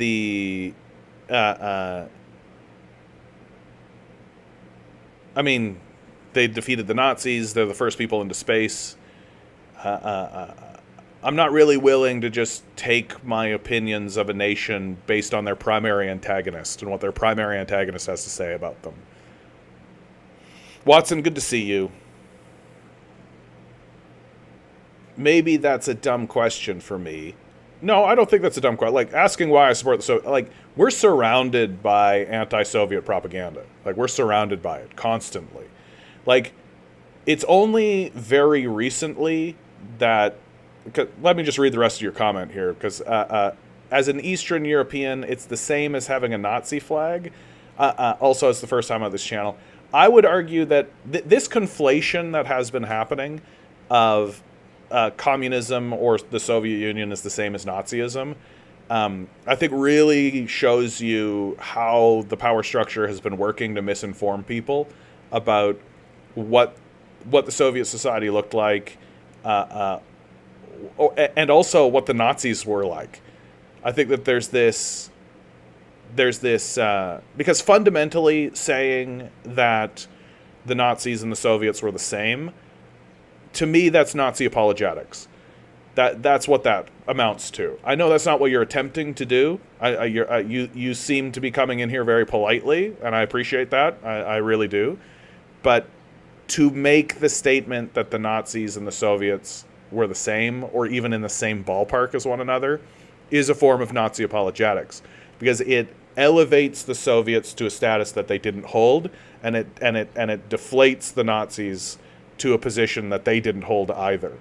The Nazis were genocidal nightmare creatures, like hopped up on meth, launching industrial wars all across Europe, erecting concentration camps, massacring millions of people by roasting them alive and gassing them, let alone the eugenics projects, the enslavement. So none of that happened in the Soviet Union, right? The Soviet Union was a project of liberation where they overthrew the Tsars and then attempted to overthrow other sections of bourgeois society that existed in Russia. Right? That's what the land reform movement was all about. And so this is kind of a long-form way of me landing on, I would like to challenge your knowledge of the Soviet Union, and I would like to ask you, why do you hold this opinion? What is it that you think you know about the Soviet Union? And why do you think you know that stuff? Because most of the time, when I start pulling on that thread, I find that people were taught something when they were a child in a quote-unquote education system. And then when you actually look at the thing that they were taught in the quote-unquote education system, it's literal Nazi propaganda. Like, we all read Animal Farm, right? We all read Animal Farm and were told this is what the Russians were like. This is what the Soviet Union was like. Animal Farm. Well, George Orwell was a cop, a snitch, and a rapist. Like, who gives a fuck what he had to say? But we were all we all had that jammed down our throat, and we were taught this is what it was like. A children's book about animals. That's what it was like. Okay, can we actually, like, read some real documents, maybe receive an actual education about what the Soviet Union actually looked like? No? Oh, okay. This is a serious, incredible country. Well, I'm glad to see that you couldn't agree more with my Nazi definition. No, the Nazis were brutal. They were absolutely vicious. Like, to pretend as though there's parity between the two is outrageous at the highest level. Watson, good to see you, my man. You explain what the U.S. Supreme Court did is exactly what a frightened bourgeoisie does when they see a growing threat from the working class. I don't know if I understand your comment, my man. Like, we just read an article from The Nation. Like, the Supreme Court ruling essentially has given the presidency criminal immunity. So, like, Trump's attempted overthrow of January 6th was just like, fine. No, it's fine. That's a normal thing a president should be able to do. Yeah, Joe writes, we have been bombarded with anti-socialist agitprop for a century. Yeah. And they weren't the same. No. Watson writes, well, a newcomer wouldn't understand the difference between Marxism and Stalinism. Having said that, even Stalinism is not as horrible as Nazism and virulent fascism. Yeah, I've never met a Stalinist. Like, Stalin called himself a Marxist-Leninist. So this Stalinism phrase seems to come from Trotsky. And near as I can tell, it's when the Trotskys want to insult somebody, they call them a Stalinist. And Stalin said that we should uphold Marxist-Leninist thought, and he called himself a Marxist-Leninist. So I don't really know what a Stalinist is. It just seems like instead of saying tanky, you just say Stalinist.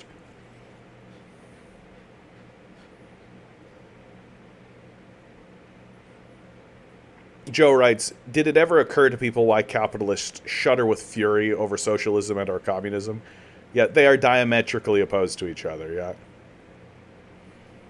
Watson says, I thought we were talking about the Supreme Court ruling that allows for presidential criminality. I mean, we were at one point. We were at one point.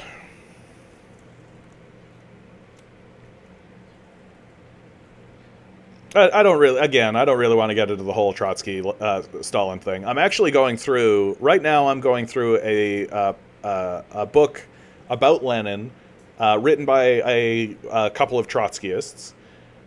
It is really good. Like, it's really well done. And then while I'm reading that, I'm simultaneously reading Trotsky's My Life, because it goes through the same events.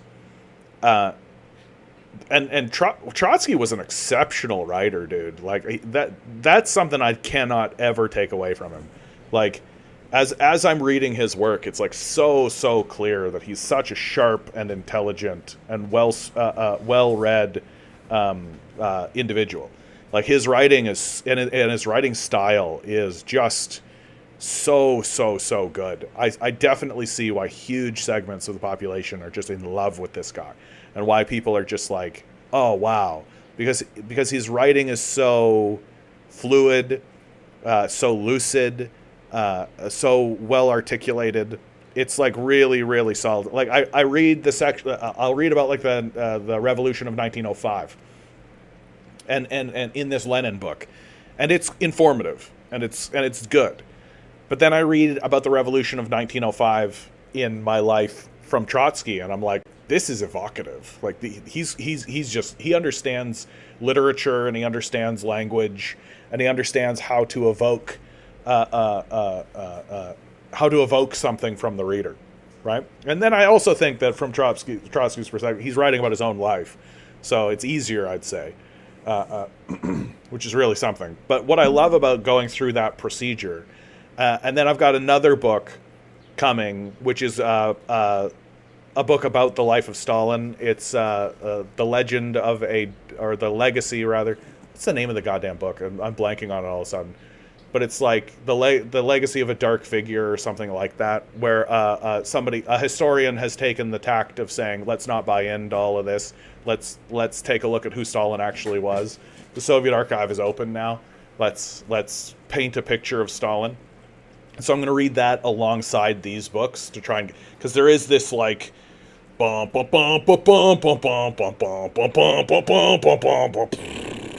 is this like big coming together moment. There's this enormous drama that happened in the Soviet Union during that period of time, and I want to know as much as I can about it, because it's like, what an incredible tragedy.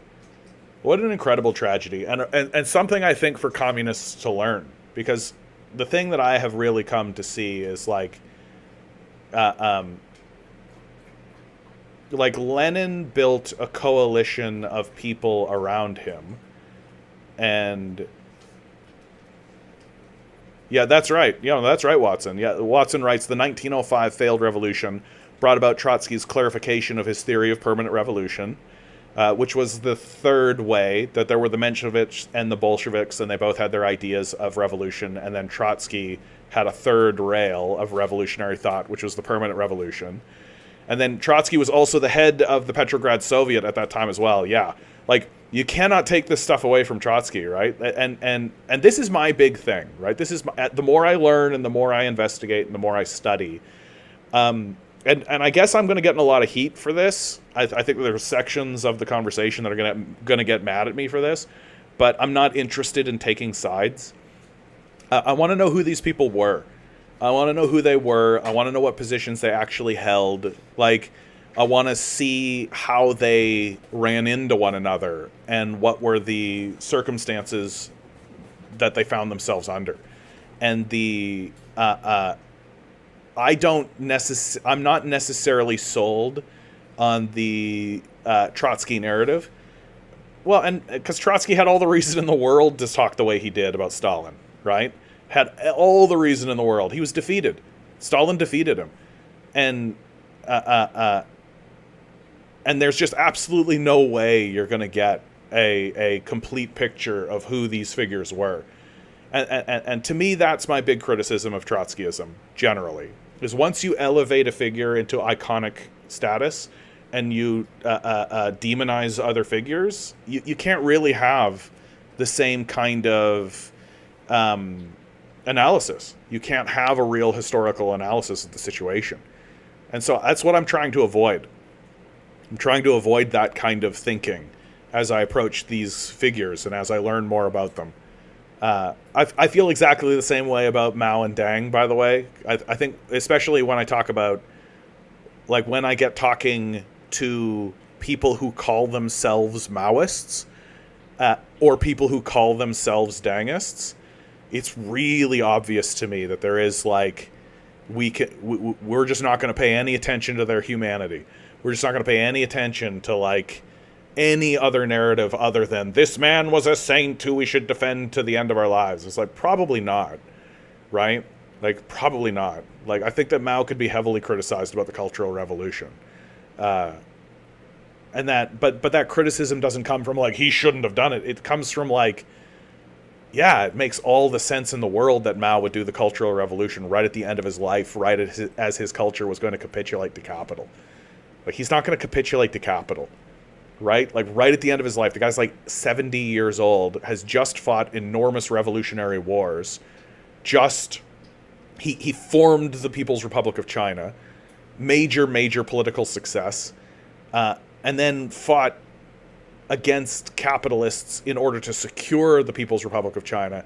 And then right at the end of his life, the society says, we've got to bend the knee to capital. We can't win this war. He's just not going to do it. He's just not going to do it. And I think the people of China and I think the people in the Communist Party understood that they knew that Mao was just not going to step down. He was just not going to capitulate to these guys. Certainly not publicly. So, that's a heartbreaking story. Like, what a beautiful, crazy, intense story. All of these stories, that's the part about it, is that, like, that's the part about Lenin and Trotsky and Stalin and Mao and Deng and, like, all these guys is, like, what a crazy story. What an insane story. And to recognize that there is, like, one of the big revelations I had in regards to these figures recently was that there is a continuity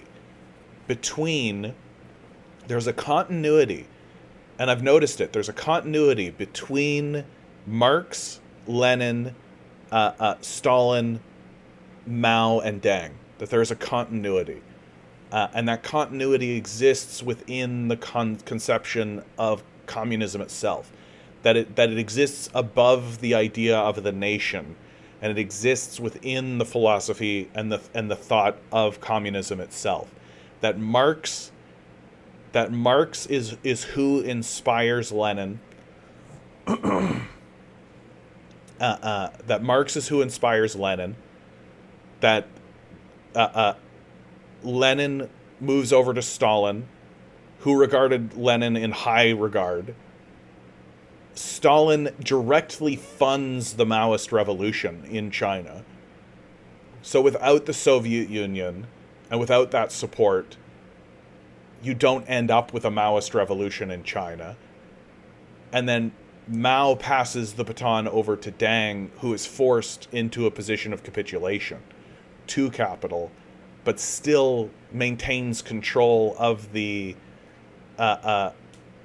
National People's Congress and is able to manage that system of capital all the way through to the modern era. It's just an absolutely crazy trajectory. And of course that's a very, like, pat. Like, that's very, like, obviously it's more complex than that. But that's the basic broad brushstroke of how I see what went down there. And, like, the relationship between Stalin and Trotsky, it's so deeply unfortunate. It's so deeply unfortunate that it went down the way it went down. Really. I think it's so deeply unfortunate. Like, to me, That's the biggest lesson, is how do we avoid those kinds of splits? How do we avoid those kinds of destructive tearing apart of organizations and parties? How do we avoid that kind of internal turmoil? How do we get our organizations strong enough and the people within them strong enough so that we can have disagreements with one another but still move forward, right? And to me, that's the big lesson from Trotsky and Stalin. Because I do think that the Soviet Union would have been stronger with Stalin, with Trotsky in it, for sure. That it's one of the things that I do think that the Trotskyists are right about is that the beginning of the decline of the Soviet Union does begin with Trotsky leaving, because Trotsky was so intelligent and so prescient, and you can disagree with some of his theories and his thoughts. Like, I'm not necessarily sold on this concept of permanent revolution, but it's without a doubt the Soviet Union was stronger without him, with him in it, for sure, and that they just didn't have, because it's the first country. It's the first country that had a Marxist-style revolution. They didn't have any systems or any ideas or anything in place in order to, how do we deal with dissenting opinions and divides within the party? How do we come to a position where we can have those disagreements and then still move forward in unity? And I feel like the Chinese have found a way to do it, that it seems like that's what they're doing. They're moving forward with that kind of idea, that we can have internal disagreement, and then once it's voted on and it's decided, we move forward in unity. And the Soviets just didn't have that. They just didn't have the same kind of idea. And there was so much passion and so much and like it, and it's hard to hate them for any of that. Like, these guys, like, straight up dedicated their lives to this cause. Like Trotsky was from his teenage years, right from the beginning, he was a revolutionary, and he was working with Lenin, and he became, like, the leader of this Petrograd Soviet. Like, that's incredible. That's incredible.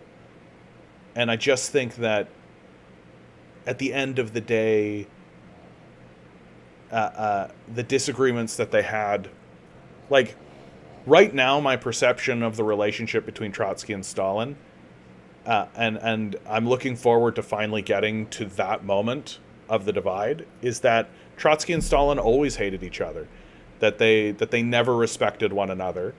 And moreover, they were never brought to a position where they were told that they did, that they were always sort of allowed to exist in their own corners of the party with no sense of, like, no, we've got to connect to these two dots. Like, these two guys need to learn how to work together in a serious capacity.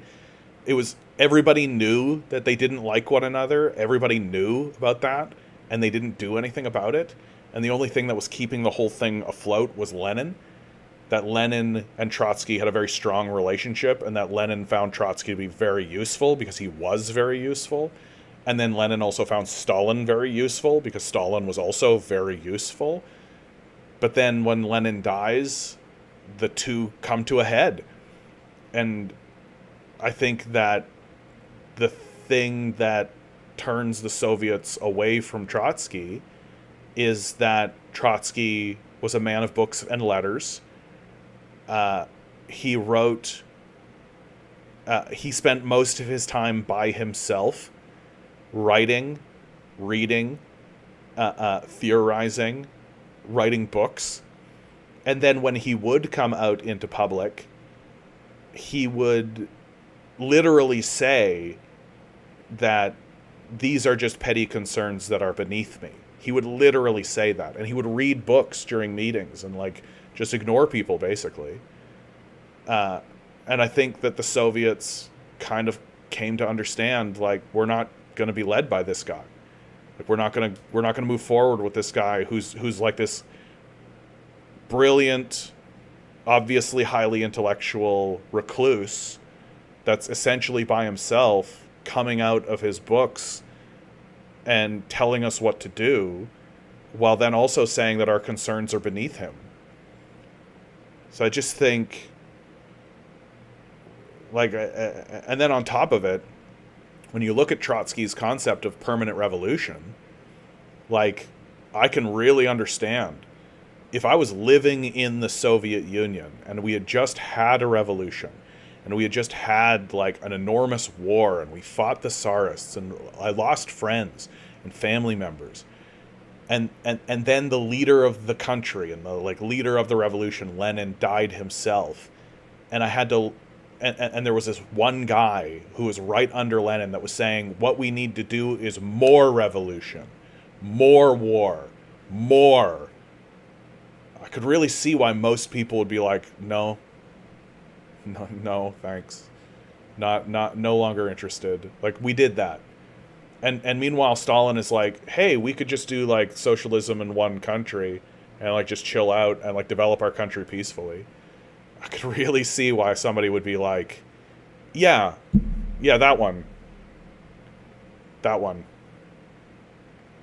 So, and none of that is to say that Trotsky was, to take anything away from Trotsky. I think that Trotsky was dedicated and was a willful, powerful part of the revolution, no doubt.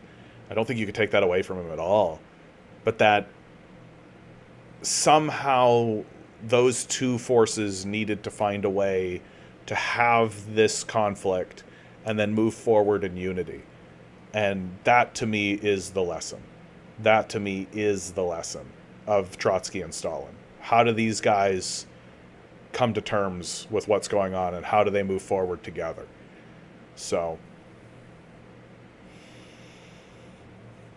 Eric Wright. Yeah, we've gotten a bit esoteric now. Yeah. But this is what I've been reading, and this is what I've been studying.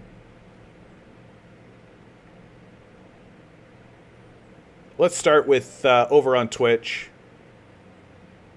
Doom here says, just to make it clear, I'm Polish.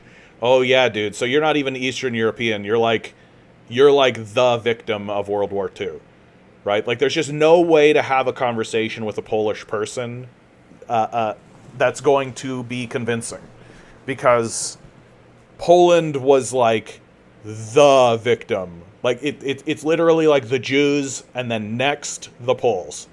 Like, you guys, like, the Polish people were the victims of World War II, and so there's no like so it's a harder road, maybe, is what I'm trying to get at. It's just a way more difficult road for someone from Poland to be told, hey, maybe try to see the Soviet Union in a positive light. Good fucking luck. Like, I understand the human element, right? I understand the human element that exists within history, and that I'm simply not going to be able to, like, lay out a set of facts and lay out some evidence and have somebody from Poland be like, yes, excellent point, Mr. Sanderson. You've made a really interesting point there. Yeah, I was on this website. It was thecanadiancommie.com, and he, in a very cool and calm and rational way, he laid out evidence, and one of the primary victims of World War II and the ensuing collapse of the Soviet Union, was convinced. I just don't think that's real. Like, there is a 100% chance that your grandparents hated the shit out of the communists. Like, there's just like a 100% chance. And like, it's hard to say that they shouldn't, you know, that like the war that happened in, like, the battle lines divided Poland. And the experience that the Polish people had of the Soviets were people at war, fighting just like a godless foe, and so the natural laws of decorum, it's just like not gonna happen. Like it's just not gonna happen. Like there's just like war is this demon, and so the Polish people see the Soviets that way, and it's never gonna. It's gonna take 10 generations for that to not be the case.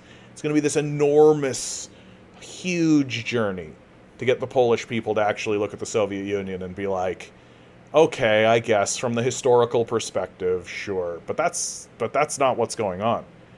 That's not what's going on with the Polish people, man. Like they got skin in that game, right? There's true tragedy in your blood. So it's just like a different story. Like we're like it's just like, I mean, I can talk to you about it, but understand that like that's my perception of the position of the Polish people in this conversation. I think that's why Polish people are more at the risk of sounding a little bit stereotypical, the risk of stumbling into that kind of territory. I do think that the Polish people are more susceptible to the idea of the Nazis and the communists are the same. I think that narrative takes root easier in Poland, and I think there's a reason for that. And that reason is that the Poles experienced the Nazis and the Soviets at war in their country. Like it's just absolutely insane. Something that I can't even really imagine. Right? Something that I can't even really imagine. And Doom continues, abolishment of communism is highly praised in my country. Yeah, I mean, I think that the Poles would love to forget about World War II. And they would love to move on into a new era. And they would love to be able to live in a country where Nazism and communism and World War II and all of these concepts were gone. Right? I'm sure that they would love to do that. For sure. Yeah, Doom continues. Historically, Russia and Poland were natural enemies, yeah. And then killed many Poles, yeah. Just like the Katya massacre. Also, when I think about myself, I identify myself as socialist, but radical anti-communist. Yeah, I mean, I don't think you can be a socialist and an anti-communist at the same time. I just don't think that those two things... I just don't think those two things are actually compatible. Right? No. Bach, let's be nicer. Let's be nicer, okay?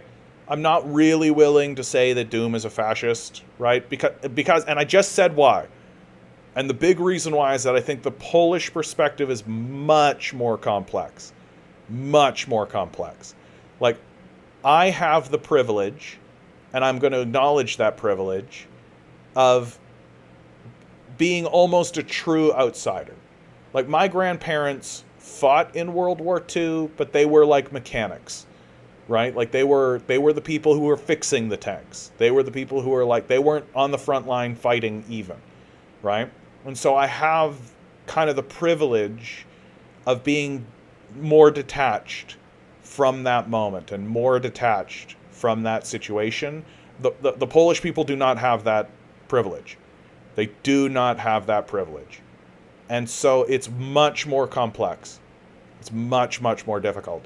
They've got way more emotional stress in the game. They've got way more going on. And I think that there are people, and I've talked to people from Poland, who are trying to square these circles and are trying to find their way and navigate these muddy waters when they have this history and this ancestry and that is deeply tangled. And it is deeply tangled because it's not clean, right? It's not a clean thing. And like, nobody from Poland gives a shit about the like, well, if you zoom it out and we take a look at the map of the large geopolitical, you know, the Soviets had this situation, but then the Nazis were over here and the Americans, like, nobody from Poland gives a fuck about that. And it's hard to say that they should, right? Like, Poland got completely fucked over in World War II. And then got fucked over again because of the dissolution of the Soviet Union. They got the worst of both worlds. They got absolutely destroyed in World War II. They weren't really rebuilt, not really, after World War II. And then the Soviet Union dissolves and basically says, okay, bye Poland. And Poland's just left adrift. And NATO doesn't give a fuck about Poland. Russia doesn't give a fuck about Poland. So Poland's just like floating adrift amidst these massive forces, basically just being told, yeah, fucking deal with that. Just get fucked. Yeah, that'd be really tough. Right, that'd be really, really fucking tough to navigate that. So I just want to say that out loud with as much force as I possibly can, because I have to acknowledge that, I have to acknowledge that when it comes to this conversation, I can have my perspective as much as I want, but the Polish perspective is way different. Way different. And it's just going to be way different. And I can't condemn it. I just don't have the right and the perspective to be able to do so. And so I find myself in the position where when I encounter someone from Poland, I'm going to listen to what they have to say, and I'm going to respond with the information that I have, but I don't have the right to condescend at all. Like it's just wild. Like it's wild to me. The Polish story is fucking crazy to me.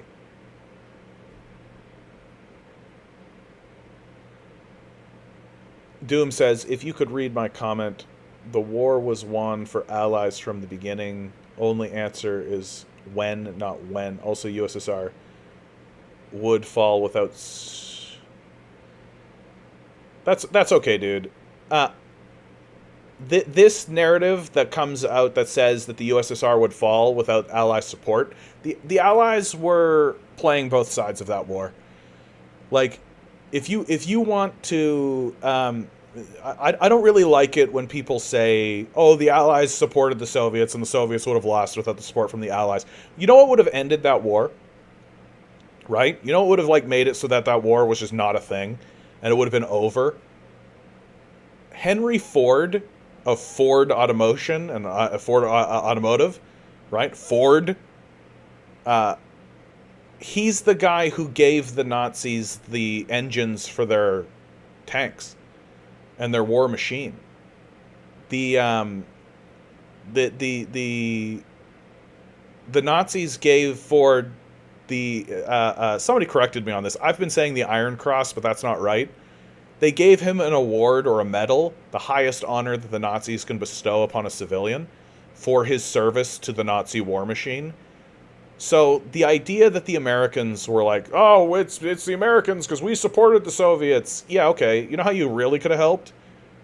You could have fucking arrested Henry Ford, and you could have said, you're not building that shit. That's not happening. You are not giving the Nazis those engines. You are not doing that. But they didn't. In fact, there's a case on the books where during World War II, the Allies bombed some manufacturing centers that were owned by Henry Ford in Germany, and Henry Ford sued the government and won for destruction of property. So this idea that it's the Allies and we should give credit to the Allies. Yeah, I think Doom, I think you're right to say this.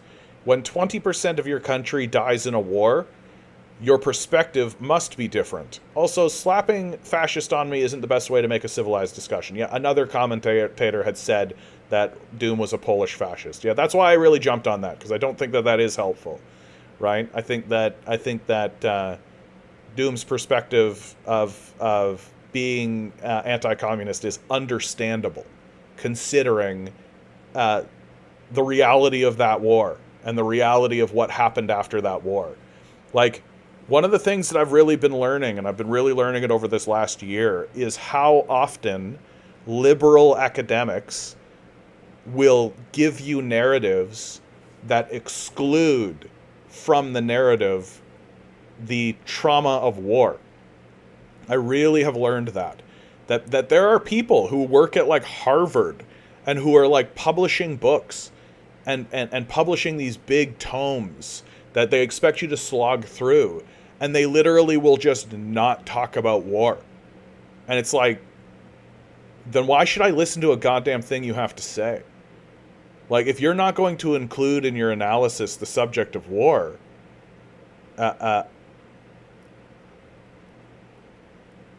so Bach, you continue, the first sign of a fascist is hatred for the one who defeated him, hatred of communism. So let's, I think that is also accurate, and maybe something for Doom to think about, right? That, while simultaneously understanding, like the Polish story is a tragedy. It's a tragedy at the highest possible, and there's no avoiding it, right? Like, they were the victims of this enormous power struggle. Yeah, and I mean, I think Content is hitting something here too, right? Damn right.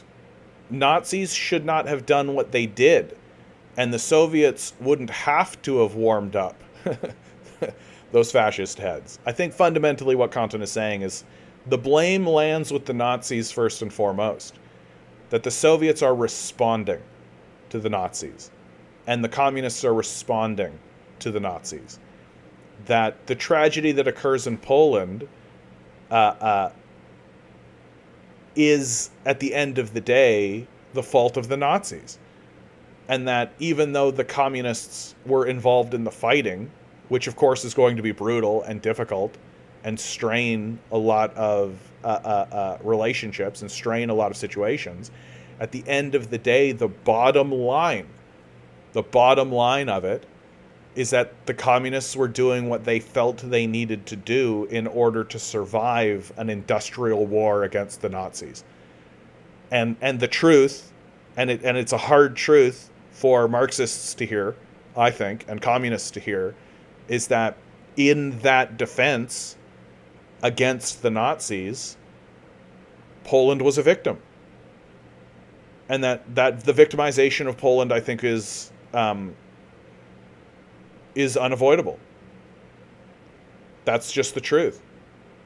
Like that's one of the more brutal parts about life and about reality, is that you can do everything right and still lose. That's the most brutal part about reality. And I think that Poland is exactly that. That they had no power. They were just between these two gigantic forces. And one force is obviously the antagonist, and that is the Nazis. And another force is the defendant, and that is the Soviets and the communists. But the fight happened in Poland. Right? And there's fucking nothing the Polish people could do about it. And it's that sense of powerlessness. It's that sense of being abused, that I can make the argument until I'm red in the face that the Soviets had to do what they did to protect their own country and their self against this enormous threat. But that's no solace to the Poles. That's no solace to the Polish people.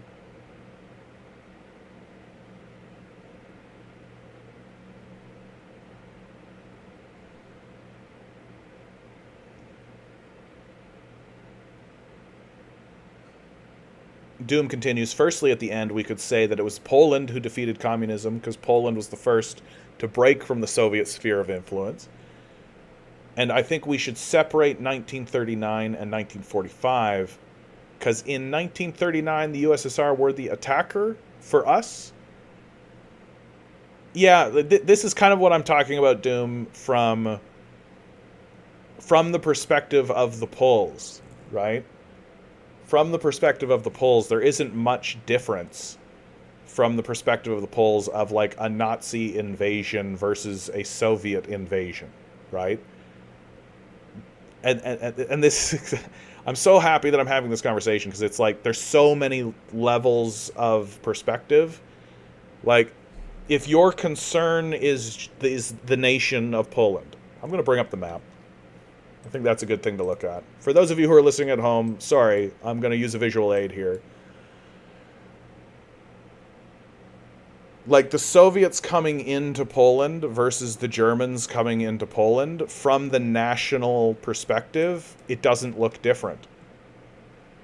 Right? And the Polish people don't necessarily give a shit about the justifications for those invasions. And they don't necessarily give a shit about the rationale behind why it happened, or and the larger geopolitical force. Like, this conflict is global in scale, right? It's global in scale. It just comes to a head in Poland, right? It comes to a head in this enormous, it comes to a head in this enormous conflict. And it's easily one of the most enormous conflicts that happens on European soil in history, easily.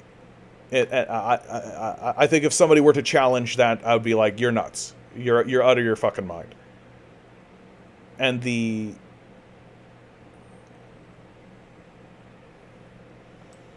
But Content, I think you're raising a really interesting point, right? If the Poles want to blame the Soviets entirely, then forget them for just willfully ignoring the Nazis.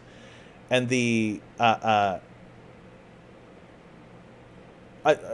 but I kind of understand the position, which is to say that, like, Doom is looking at a communist, right? Doom's not looking at a Nazi, right? If I was a Nazi, he'd be talking about the Nazis, right? And he'd have things to say about the Nazis. I'm sure of it, right? I'm sure of it. But he's not looking at a Nazi. He's looking at a communist. And he's saying to the communist, hey, the communists have things to answer for what happened in Poland in World War II and what happened afterwards. They have things to answer for. So the Poles do have this, like, duality of blame, because from their perspective, they are the victims of World War II. And it's really tough to say they're not. Right? It's really tough to say they're not. Like, Eric writes, Poland also has some of the blame by declining an alliance with Stalin before the USSR Nazi non-aggression pact. Yeah, I'm not totally, like, I understand, like, the country wants to remain its own independent, neutral force. Like, again, like, I think there is, like, it's like what I always say about, like, Taiwan, right? Like, maybe in a world of magic and fairy farts, and, like, in an isolated world where this is the entire globe, right, where it's just China and Taiwan, you could stand up and say Taiwan should be independent. Sure, but that's not the world we live in. Right? That's just not the world we live in. Taiwanese independence means alliance to the United States, as far as China is concerned. Right? And so this conversation with Poland, like, it's it's not fucking easy. It's not fucking easy at all. The guy North writes, wait, the fuck are you blaming Poland for being invaded? No, sorry, the guy North, you just came in at, like, a really, really bad moment. That's all. You had a decontextualized comment. My position is that forces well outside of Poland's control, Germany and the Soviet Union, went into Poland for their own reasons, and that we have someone in the chat who is from Poland challenging my position as being a communist with the Soviet Union's flag and all of this. And I am laying out why I think it's rational for someone in Poland to look at both the Germans and the Soviets and say both of these are bad. That if any person in the world has the right to say that the communists and the Nazis are the same, well, it's somebody from Poland. That's the person who has the strongest claim to that. I don't agree with it, obviously, but at the same time, I understand the humanity of it and the emotional side of that, because this is where the war was fought. Like, the Polish people got to experience the communists in the worst possible way. And then after World War II, it's not like the Soviets were immediately like, let's flood Poland and rebuild Poland and Poland, right? And then the collapse of the Soviet Union. It's not like after World War II, everybody was like, we've got to make amends to Poland, right? So, my big argument, and I've already stated that my big argument for why the world should understand that the Nazis and the communists are obviously not on par with one another is because the Nazis were the attacker, and the communists had to defend themselves, right? And the method by which the Soviets defended themselves is how they defended themselves. That's no balm for the Polish. They don't fucking care. Their country got ripped apart. They don't give two shits about that. Like, maybe in 100 years they might.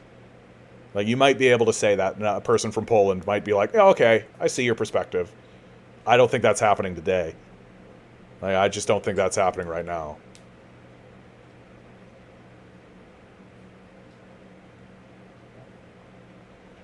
Bach continues, Poland together with the Nazis. I'm actually really liking this conversation. I don't usually have a conversation about Poland, so I'm glad that I'm able to kind of talk about it. Bach says, Poland together with the Nazis divided Czechoslovakia in their favor. Poland together with the Nazis attacked another country, killing people there, captured the country. Now we're getting into the history of Poland with Poland's Nazi collaboration, let's call it. Like, I got to be real clear about something, especially when I talk often about the humanity of situations. Everybody was making deals with the Germans. Like, everybody was making deals with the Nazis.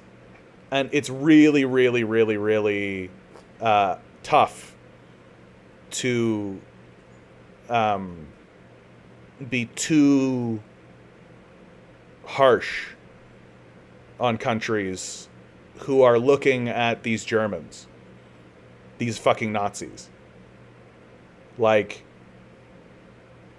through the lens of history. You can see, like, terror exists, fear exists, and you sort of wish that it wasn't so. And, like, the theory is always very simple. If we let the bully pick on someone weaker than us, then they won't pick on us. But the lesson there is that that's not true. That at the end of the day, the Nazis went into Poland anyway.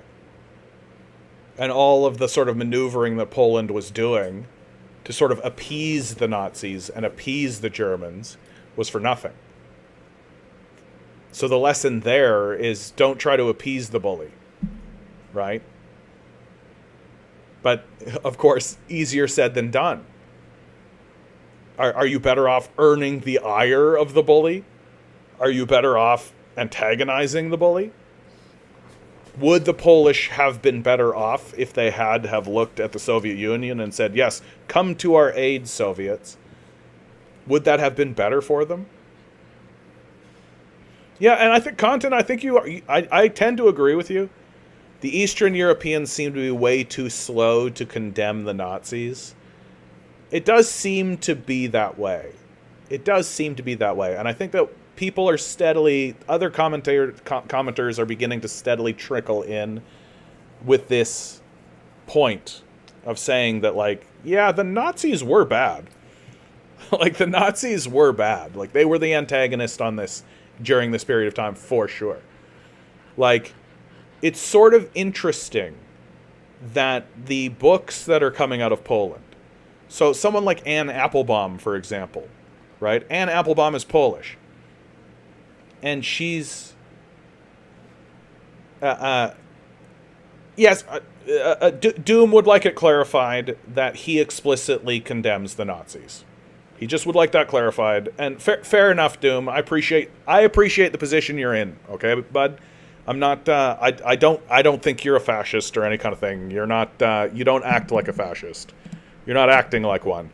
So either you're either you're not a fascist, or you're the cleverest fascist I've ever talked to.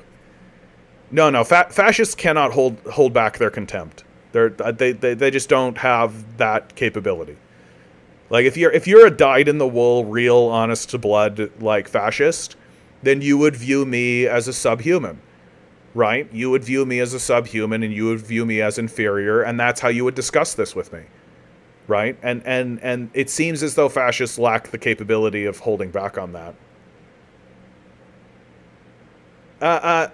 Transylvanian writes, I've been listening silently to the conversation, but I honestly have to say, John, I think you're giving too much benefit of the doubt to a deeply anti-communist and revisionist perspective. How so with revisionism? Like, anti-communism, I agree with you completely. But revisionism, I'd like your perspective more. Because Transylvanian, Transylvanian, for those of you who don't know and who are just listening and are just tuning in, Transylvanian is very astute and makes very sharp comments in the chat. And so I'd like your perspective on revisionism, because I'm trying to avoid revisionism as much as I possibly can. But Transylvania, I think the reason why I've taken this position is because I'm speaking to somebody from Poland. And I think that's really what it is. That I don't think that I have I've said it already, I don't think I have the right to have just a dismissive position. This is how it is, and this is what it is, and this is it. Because there is just this deeply emotional side of this conversation that goes well. Because, like, I could. You want me to do it? Like, I could. Well, the Polish were working with the Germans, right? The Polish and the Nazis were working together. They were doing all kinds of stuff. The Polish leadership was getting involved with the Nazis and doing all kinds of Nazi shit. The Polish were, they denied the Soviet Union, so they chose their side. The Polish went along with the Nazis, and the Soviets had to make their decision, right? And they saw Poland as a no man's land between Germany and the Soviet Union, right? And they said explicitly to the Germans, if Germany invades Poland, the Soviets will invade Poland next, right? And that's exactly what happened. The Nazis invaded Poland, and so the Soviets invaded Poland. They split the country down the middle. They fought a war. The Soviets won. The Polish picked the wrong side. Get over it. Right? I could do it. It's just not how I want to do it today. Right? It's just not how I want to roll today. Because I just feel like the guy that I'm talking to is not a fascist and is not a Nazi. And I think it's just better for us to all kind of come to terms with the enormity, the scale, and the disaster of the war and of the falling out, and try to make sense of it from that perspective. Because, like, the thing that I keep circling back around on with the Polish, and the thing that I keep thinking about, and the thing that I can't get away from, is how fucking helpless these guys were. The helplessness. The absolute helplessness. But I will say this about what's going on in modern Poland, is that it does seem to me that most of the literature that is coming out of Poland is about the Soviet Union and isn't about Germany. That, I think, is very interesting. The most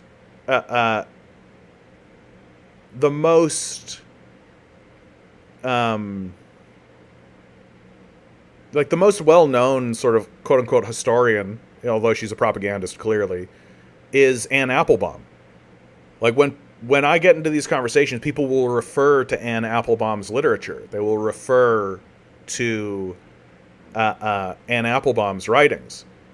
And Anne Applebaum is very clearly a propagandist who writes about the gulags, who lies about the gulags and lies about the Holodomor, right? That's her job, is to lie about these things. My favorite thing to do with her is to read some of her most scathing criticisms. Read some of the most scathing criticisms that exist on her Wikipedia page of her, where like literal historians, like there's one guy from the University of West Virginia who just outright destroys Anne Applebaum. His concluding paragraph is just straight up, we should not listen to people who are willing to lie like this. He doesn't use the word lie, but like that's what he's saying. And and so to me it is interesting that the literature and the information that is coming out of Poland about this period of time is wildly anti-communist, but there's nothing coming out of Poland that is anti-Nazi or talks about Nazism or the history of Poland with the Nazis. Like that's kind of just getting brushed away. So I think that it's right that we be a bit skeptical of Poland's position in all of this, as it seems like they're continuing to sort of buddy up, which I think people are right to point out in the chat. I think that you guys are right to... so Transylvanian continues, the idea that Poland was just caught in the middle as an innocent victim is a naive oversimplification. I definitely think that they were caught in the middle. Like, they made choices, clearly, but, like, come on. There's Germany. There's the Soviet Union. There's Poland. Come on. They're caught in the middle, bro. Like, they're dealing with it. Maybe they made some bad choices, right? I shouldn't say maybe they made some bad choices, right? But, like, I think that Poland was going to get destroyed no matter what. Like, that's the hard truth. That it wouldn't have mattered. If Poland had gone with the Soviets, if Poland had gone this way, if Poland had gone that way, Poland had made different decisions. I just don't... Like, that's why I talk about the situation that Poland was in from that position of powerlessness.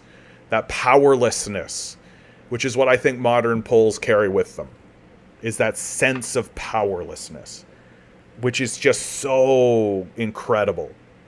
Just so overwhelming. Like, it's the reason Japan makes Godzilla as a movie series, right? Just that and that the early Godzilla movies that come out of Japan right after World War II, they really do capture that sense of just this monster showing up on their coast and just destroying them, and the powerlessness. And how the humans are trying to fight back and trying to do what they can, but everything they do fails. And that the movie ends with Godzilla destroying their country and then leaving. They don't fucking kill Godzilla. Godzilla destroys their country and then walks away. Like, that sense of powerlessness. And that's really what I'm trying to capture. I'm not trying to say that the Polish or the government at that time or this person... I'm not trying to absolve Poland of anything. But I am trying to say that that the people of Poland, the Polish proletariat, the working people within Poland, like, that overwhelming sense of powerlessness during that period of time. The inability of having your voice matter or be heard or be taken seriously. The inability to be able to be respected on either side of the conversation. Like, it makes it a real tough I'm very sympathetic. I'm very, very sympathetic from just a basic sort of human perspective.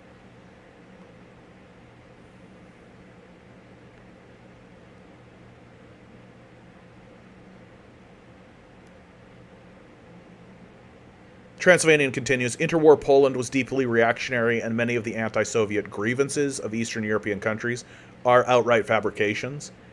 I know because I'm from one of those countries very close by. Oh, yeah, the chances are really good, Transylvania, that you know more about the subject than I do, right? Really, really plainly. I've heard those things all my life since I was a child, but once you start to seriously investigate, you find the reality is very different. Pretty much everything we were taught post-1991 is bull. Germany was not an unstoppable juggernaut in the early 1930s, and they could have easily been stopped if Europe was not so anti-communist that it preferred Nazis to an alliance with the Soviets. That's a really interesting thing, because even the Nazis kind of said that, didn't they? That the way to defeat the Nazis was to just defeat them, right? Is to not try to bicker with them or argue with them, was just to defeat them. And I think you're right. Like when Adolf Hitler first shows up, it's not like the Germans have a big army ready to rah-rah go, right? Like, seems to me like everybody... We have the benefit of hindsight. We have the benefit of seeing what the Germans became. We have that benefit. But during that period of time, like, nobody knows. Like, it's kind of like the moment we're in right now in America, right? Where we've got this absolutely insane ruling that's come down the pipe, right? And nobody knows where it's going to go, right? But we have these theories. We have the ability to look back in history and see what happened in other countries similarly. Well, and can you imagine being a country like World War I and World War II were the industrial wars? Like, industrial wars didn't really happen before that. Certainly not on that scale. Certainly not at that level. Right? So it's just like they unleash a genie from a bottle. And it just takes everything fucking over. North says test complete, North. Mission accomplished. Oh, I see. Good to see you, North. North wanted to come over to the YouTube. Well, good to see you, my man. Doom continues, maybe that's just English-speaking literature. This is in regards to the Anne Applebaum stuff. Believe me, in our history classes, Germans are not presented in a pleasant way. No, I suspect not. I don't know how you can avoid it. You share a border with them. Also, that's a really touchy subject for people to try to separate Germans from Nazis. Well, that's got the same kind of tone of, like, separating Zionists from Jews. And I think it is important to do.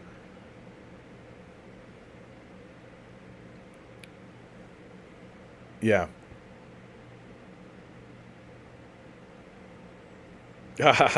CH, good to see you. We have saved Europe from fascism, and they will never forgive us for it, Zukov. Yeah, I mean, like, you get into the modern day, right? Like, really think about... I talk about this all the time. Like, NATO as an organization is fucking wild. The more I learn about NATO, the more I'm just like, are you fucking kidding me? This exists like this? This is how this is?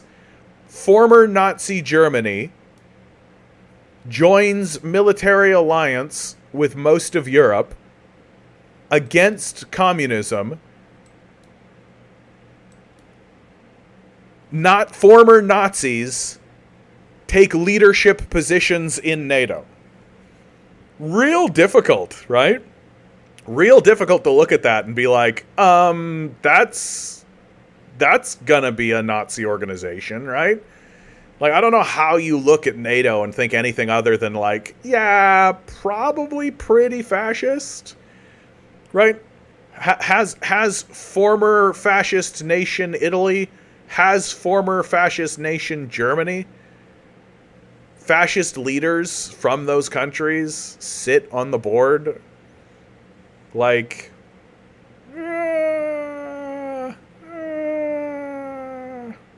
okay, guys, I gotta pause again. My body feels like it's just purging. I gotta use the bathroom again. So sorry. I'll be right back. Don't go anywhere. Whoa, you sit.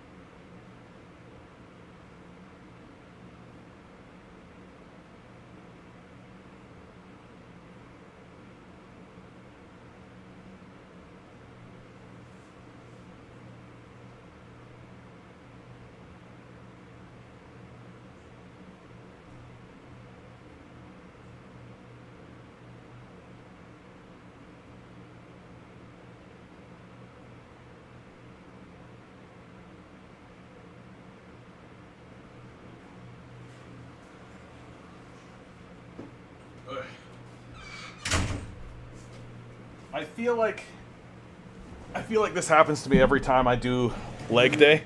Every time I squat, my body is just like, major crisis. Go purge the body, purge the body. Ugh. Yeah. The side with Germany and Japan and Italy is the Axis. Any other definition is laughably fascist. Yeah. Anyway, fuck Europe. It's fine. Yeah. Dude, what is Europe gonna do? Like, I don't think that NATO can stay together. Like, I just don't think it can. Like, I think that if I'm in Spain or Italy, you know, I'm beginning to really ask myself, why does this exist?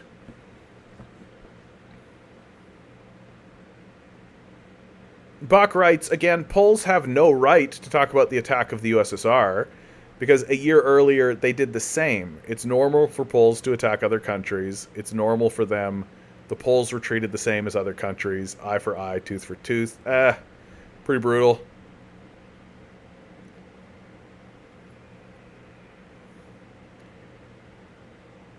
Yeah. Like, pretty tough. Pretty tough. No, yeah, maybe not so much, Buck. Yeah, I think Doom's kind of hitting it here. Using this logic, all countries waged wars, so they can't complain. Yeah, pretty tough. I think Transylvanians might be saying this in a nicer way. It needs to be remembered that Poland was itself quite belligerent in the interwar period. They invaded and annexed parts of Ukraine, Belarus, and Lithuania while the Russian Civil War was ongoing. Yeah, Poles are not special snowflakes. Yeah, it's true. Like, before World War II, war was just more common, right? Especially between these countries. Like, we have it seared within our brains that this is the borders. These are borders. It's on Google Maps, so it's sacred, right? It's totally sacred. But that's not true, right? Before World War II and World War I, these borders were changing. And they would change a lot and all the time, right? You had a lot more situations like what you see in Georgia. If you go into Georgia, there's a lot more dotted lines, right? Which, near as I can tell, what dotted lines represent on Google Maps. So if you go into Google Maps and you zoom into like Venezuela, for example, you can see dotted lines, right? Guyana has dotted lines kind of through it. And that's because each one of these dotted lines represents a border conflict. That the Venezuelan government has made the claim that sections of Guyana should actually be part of Venezuela because these lines were drawn by colonizers, right? And so they're challenging the legal right for these lines to exist in the first place, and that Venezuela should control Guyana, and they make or sections of Guyana, and they make the case that they'd be better off to be part of that, and so they're pursuing a legal pursuit that way. And if you zoom in on the border between China and India, you see a ton of this. There's a ton of this.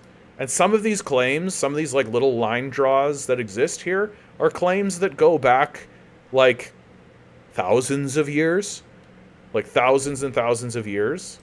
So there's just like this inter-border scuffling that happens all of the time, and that's definitely been true of Europe. It's just we're in this period, and you could even zoom in. Here's Kosovo, dotted lines, right? Kosovo and Serbia. There's a border dispute between Serbia and Kosovo.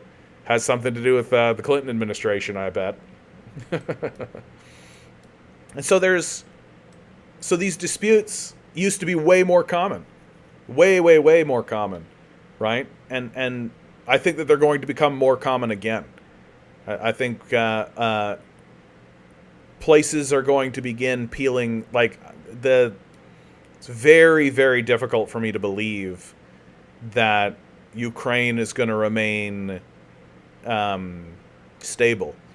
It's very, very difficult for me to believe that a little dotted line is going to appear right here, right? You can see a little dotted line here surrounding Crimea, for example, right? Little dotted line surrounding Crimea, as if Crimea is not part of Russia now. Little dotted line will appear down here, separating the Donbass region from Ukraine.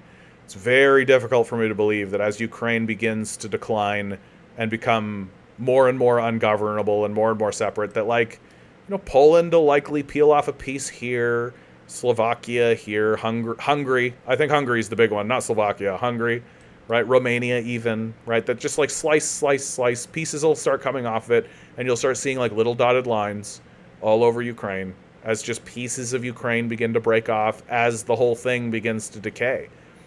Which, I mean, I don't know how it doesn't. Like, what keeps Ukraine together? Like, what keeps these borders? And the only thing that seems to be really keeping things intact right now is that the populace generally has a sort of borders are sacred attitude. Yeah.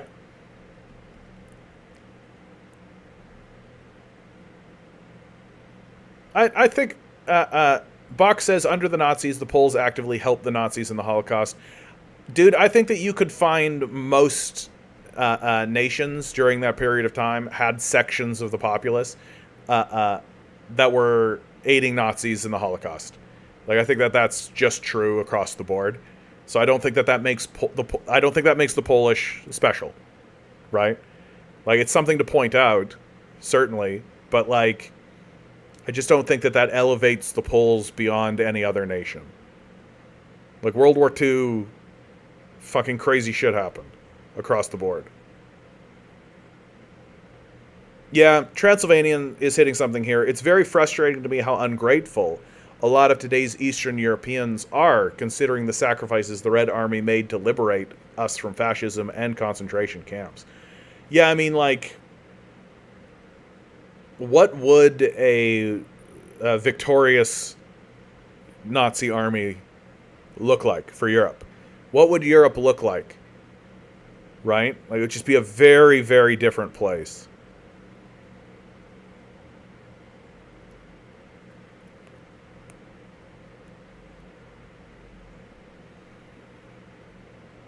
Bach writes, the longer the West supports Ukraine, the more Ukraine will disintegrate, and he will lose all the territories that the USSR gave them. Look for a map of what the USSR and some Russian Tsar presented to Ukraine. Yeah, I mean, no, I just...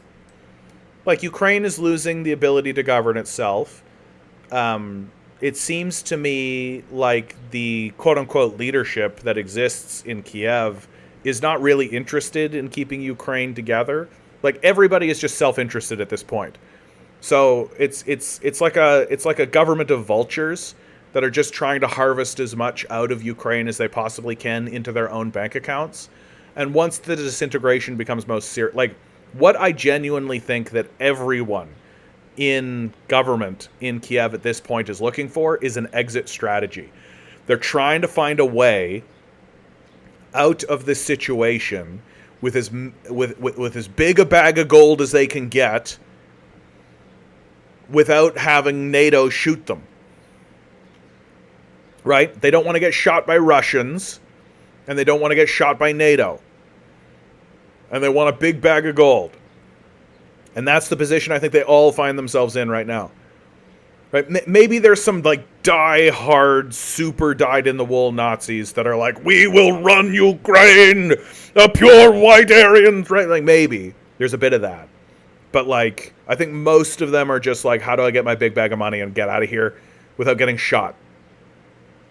And, like, eventually there's just gonna come a point where, like, the citizens of Ukraine themselves will just be like, our country is turning into a shithole. We've been abandoned.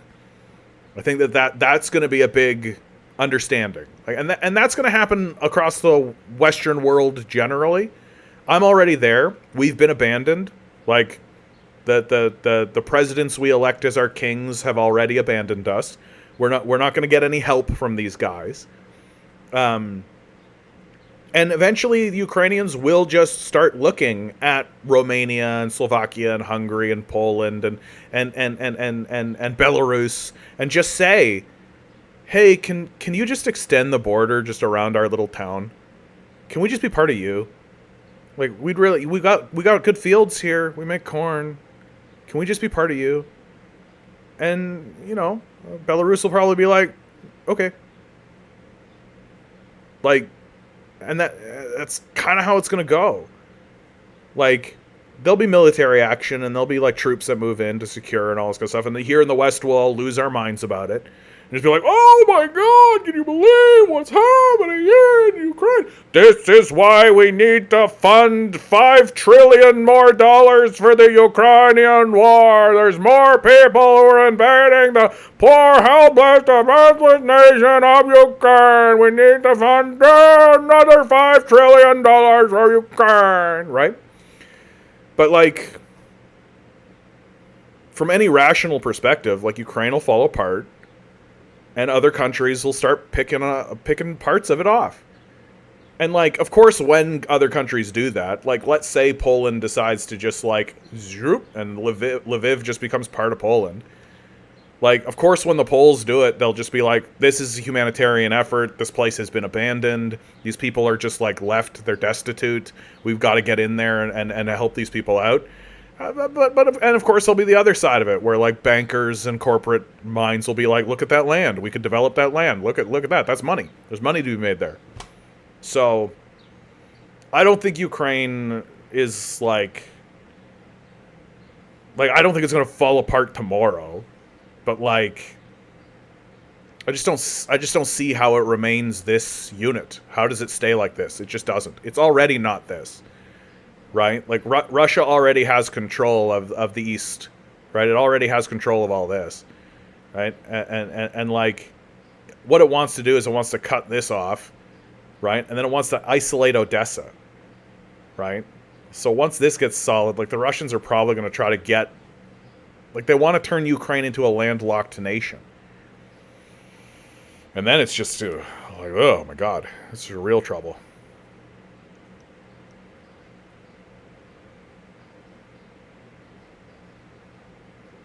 I just tell people, this is from CH, I just tell people, if you support Ukraine, you're a Nazi, period. If that bothers you, look into actual Nazi policies and speeches. Like, turns out Hitler and Goebbels in the 1943 were giving speeches about European values, whining that Britain wasn't helping it enough, and USA was infiltrated, but should help them. Yeah. There's a project going on where people are taking Hitler's speeches and having an AI translate them. And I've listened to a couple of them, and I gotta tell you, sounds like an American. Sounds like how the Americans speak. Like, straight up, some of the speeches that Hitler gave, I bet it would be just like a Ben Shapiro episode. So the OG Nazis were absolutely saying the same shit as the EU is right now. Yeah, I just don't know how Europe doesn't descend into a war with itself.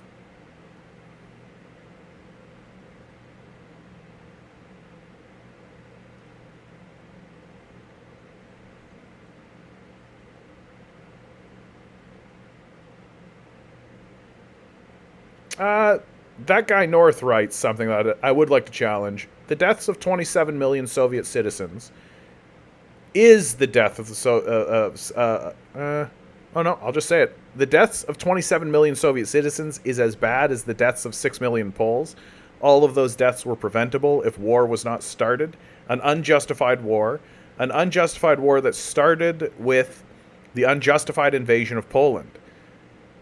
Don't justify the imperialist invasions of the Soviet Union and the Nazi Reich. Both were empires. I would challenge this sort of perspective that pegs the Soviet Union as imperialist.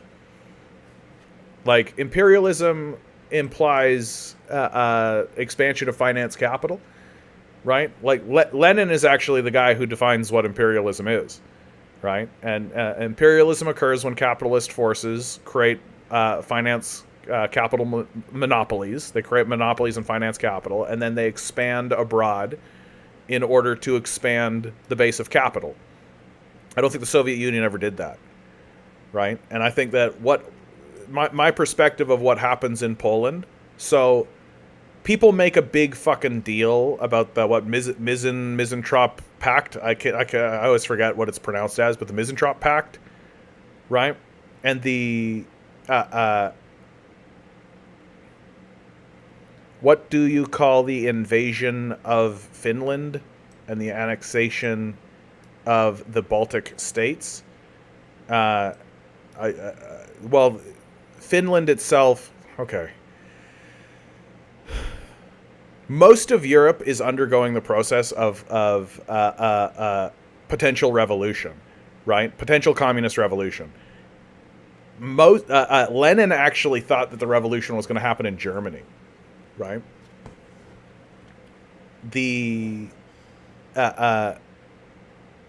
After World War I, people were just seizing factories, and the same was happening in Italy, incidentally. Like, there's a reason Hitler rises to power. There's a reason Mussolini rises to power. There's a reason they round people up, right? There's a reason why the first concentration camps are communist concentration camps. It's because the system of capital is responding. Well, they tried to do the same thing in Finland. The difference is that shares a border with the Soviet Union. And the Soviet Union thought to itself, we can intervene. We can get in there. So how do I explain the invasion of Finland? Yeah, if the Soviet Union, if Germany was right here, chances are good that the Soviets would get in there and stop those concentration camps from getting built. So, the flag for the Finnish Air Force still has a swastika on it. So, I don't have too much sympathy for the Finnish.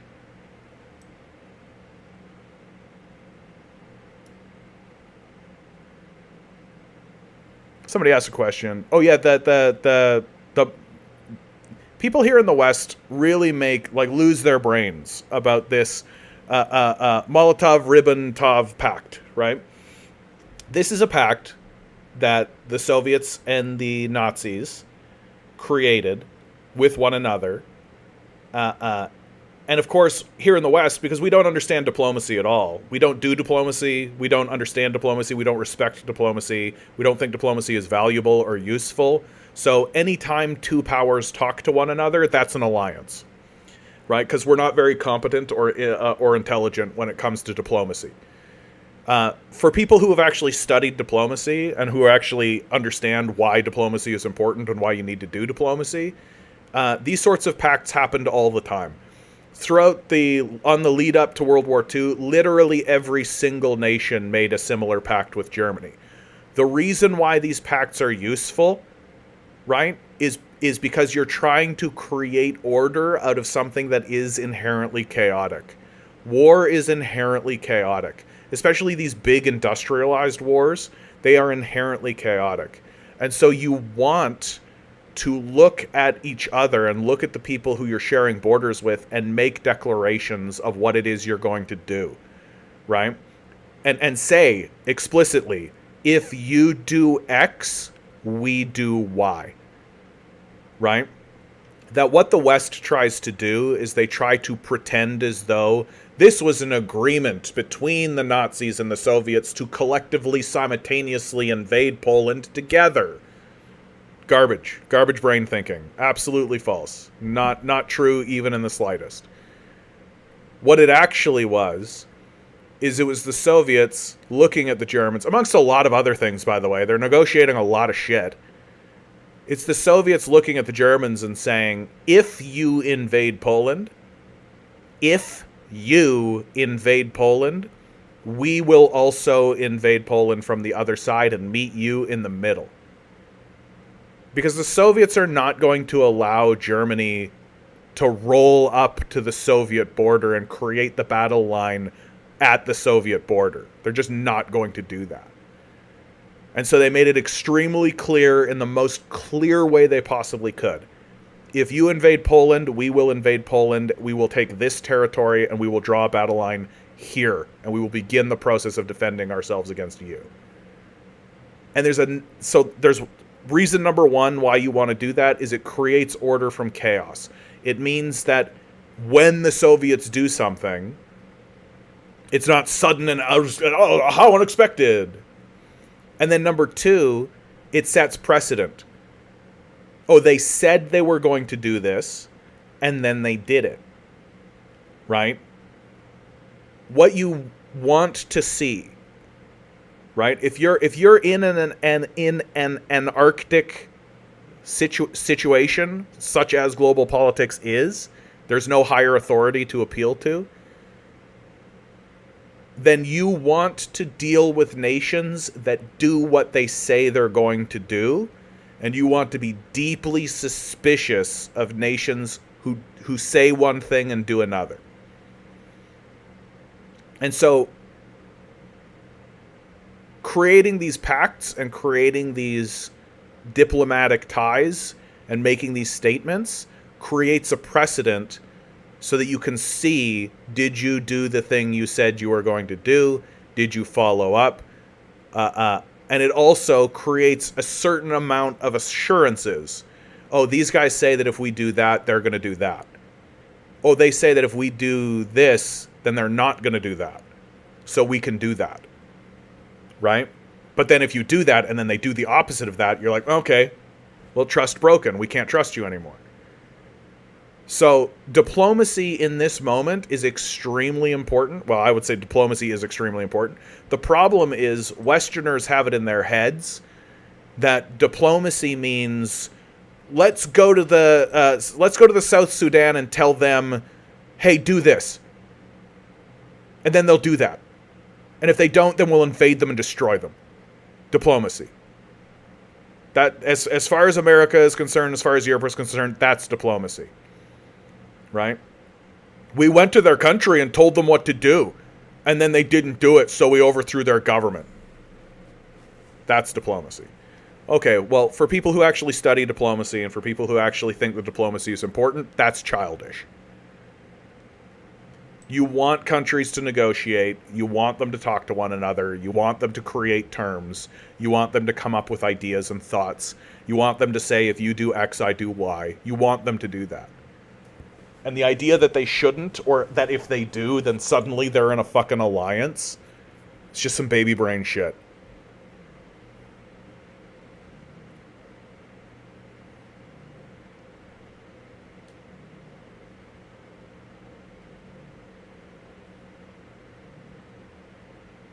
Yep. Woke CIA drone pilot. Always love your name, dude. That's so great. But you nail it with this quote, right? When China comes to Africa, they build a road. When the West comes to Africa, they bring a lecture. That's exactly right. And of course, like Transylvanian raises this point, by the way, the Polish territories that the Soviet Union invaded were actually parts of Ukraine and Belarus that Poland had invaded and stolen in 1920. And like, to the people who criticize what the Soviets did, what would you propose they had done? Yeah, stand by and allow the Nazis to take all of those territories where Ukrainians and Belarusians lived? I find that question you're asking, Transylvanian, is always the question, right? That I need to find a way to get to that question faster, which is, what should they have done? Right? And the reason why I like that question so much is because oftentimes when I ask that question, the other person doesn't really know how to respond, because their response is usually, oh, they should have just rolled over and let us take over. And it's like, well, no. Big no on that, maybe. Right?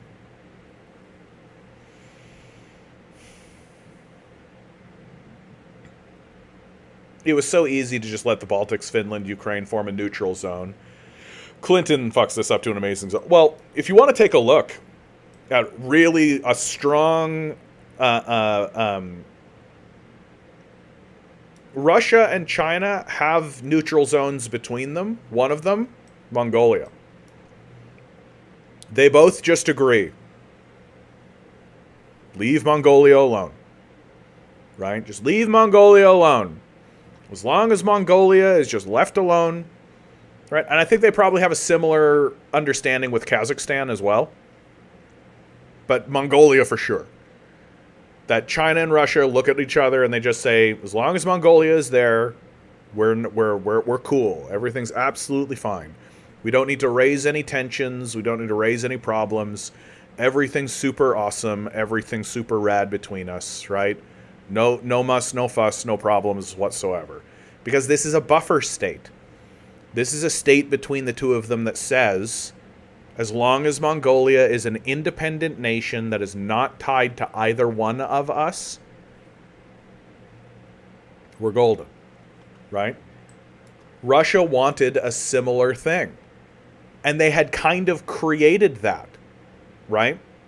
Like Belarus, as much as you can criticize Belarus for sort of just being a vassal, I shouldn't say sort of, for just being a vassal of the Soviet Union, or of Russia rather, it's still its own independent nation. So it's a buffer state, right? It's between Russia and Poland. It's between Russia and these larger alliances that exist over here. And as long as Belarus is there, then the Russians are like, cool, like we're good. And they had the same attitude towards Ukraine. They were just like, these two countries can just be buffers, and they can just exist between the two forces. You Europeans can do what you want in Europe and be Europe, and we will be over here being Russia. And that's completely fine. But we would feel a lot better about the entire situation if Belarus and Ukraine, and probably like these countries are a little bit different in terms of their narrative, but just buffers, right? Just everything here should be cool. Leave them alone, we leave you alone, everything's copacetic. Well, NATO didn't want to have anything to do with that. The Europeans wanted Ukraine. And so they went over there and fucked around, and they found out.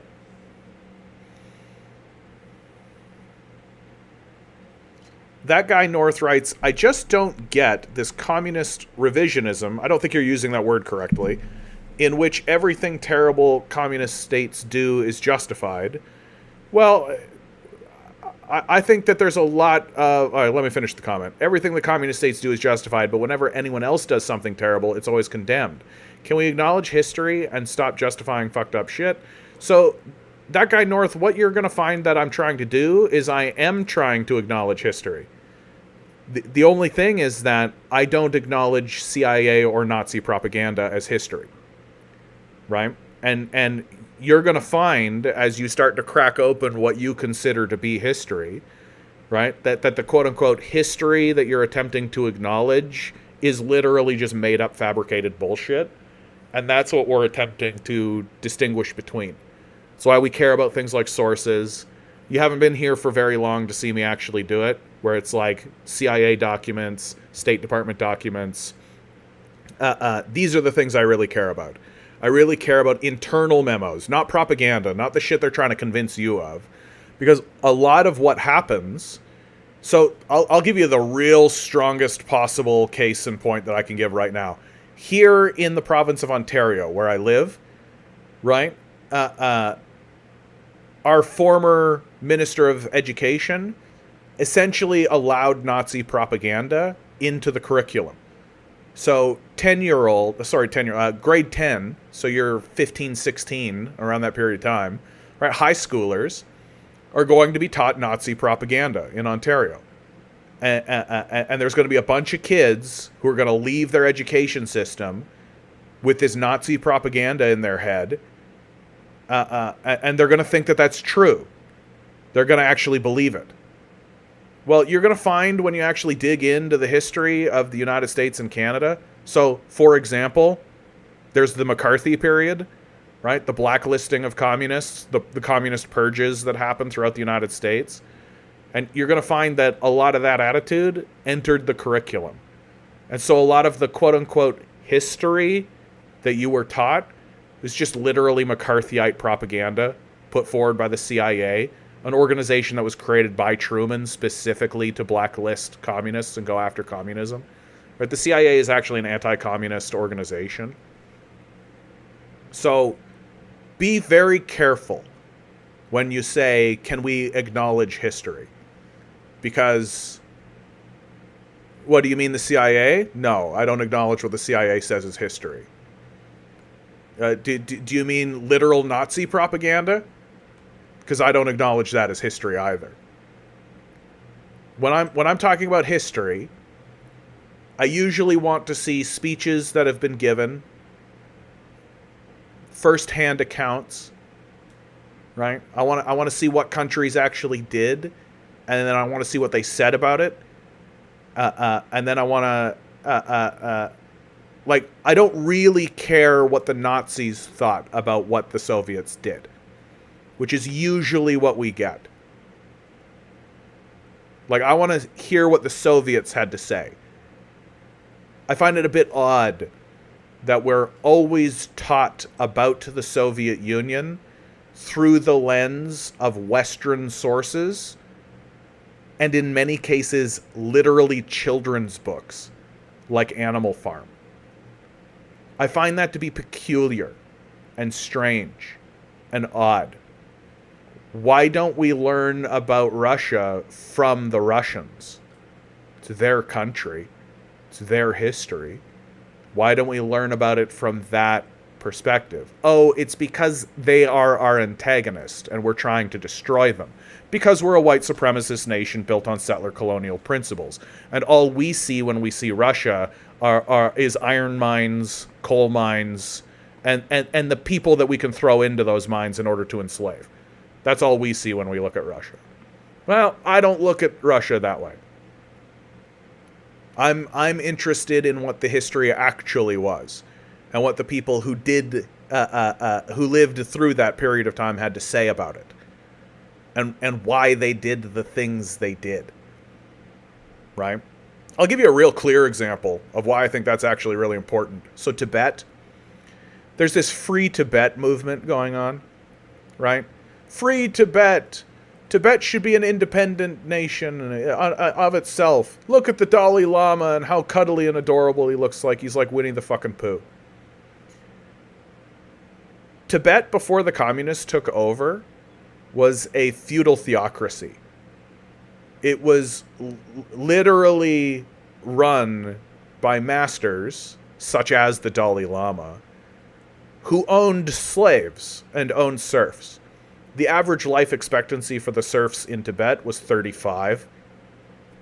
So I'd already be dead if I was born in Tibet. When the Chinese communists took over, life expectancy went just... They did a land reform through Tibet. The theocracy was killed, right? So when these guys say free Tibet, they're evoking a sort of mystical, magical history that didn't exist and that doesn't exist. And when you actually look at the real history of Tibet, you find a brutal, repressive, theocratic, feudal state where most of the population were serfs and slaves. Like, literally owned by law. So there's the... But if you listen to Western sources, and if you listen to Westerners, like Richard Gere at the Academy Awards being like, free Tibet, free Tibet.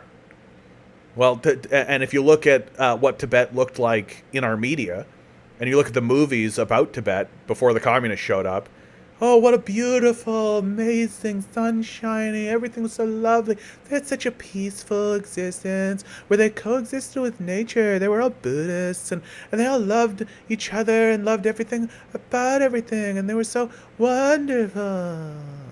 Yeah, not if you were one of the majority, which were the slaves.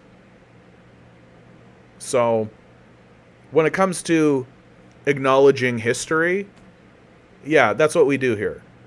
We just don't acknowledge CIA propaganda or what the West has to say about most anything.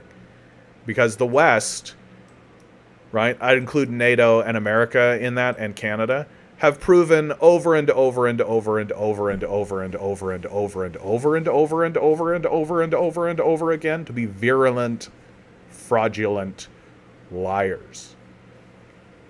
That all they do is lie. I actually think one of the major issues that the United States is facing going into this next era of politics is that they've lied so much that nobody believes a thing they have to say. And even if America were to tell the truth about something, no one would go along with them because they've lied so much.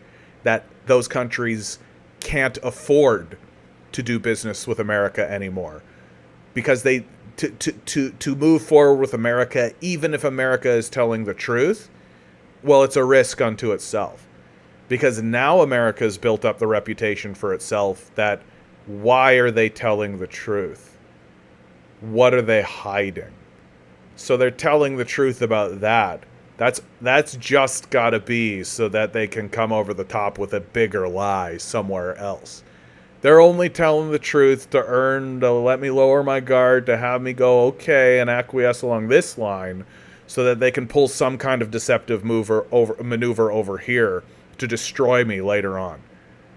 And so all of this fraudulent lying that has come out of the West, that is just obvious at this point, and is obvious to me, like my position whenever the West makes a statement is to just say, nah, probably not, right off the cuff. I don't even find sources or anything when I say it. I'm just like, nah, probably not. I've only ever been wrong once. When the whole Uyghur genocide narrative started coming out of the West, I immediately was like, nah, probably not.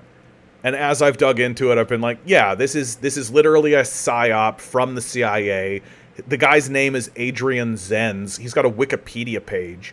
He's a crazed German religious fundamentalist that says things like, God told me to destroy China. His methodology for finding out the genocide was to go talk to literal terrorist organizations in Xinjiang, where he talked to like 8 guys, and then it was like, 8 million people are killed in China. You can get a lot of pictures of rooftops, though. You get a lot of good pictures of rooftops. Weird that they have all this satellite imagery of China where they can read street signs, but they can't seem to find 8 million corpses anywhere.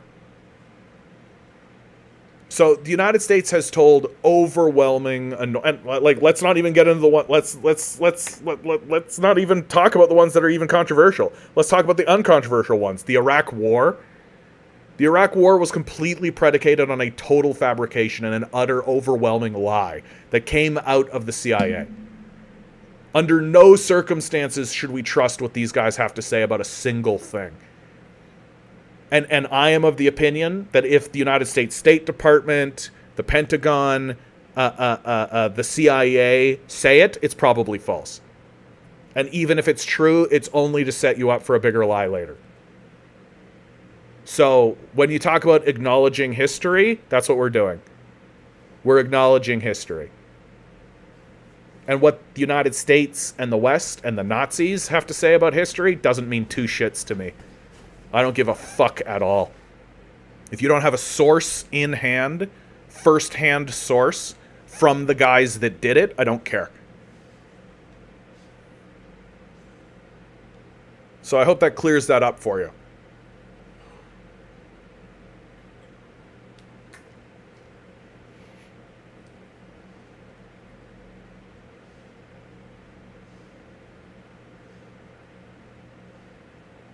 Transylvanian writes, they do the same when it comes to Russia and China, by the way.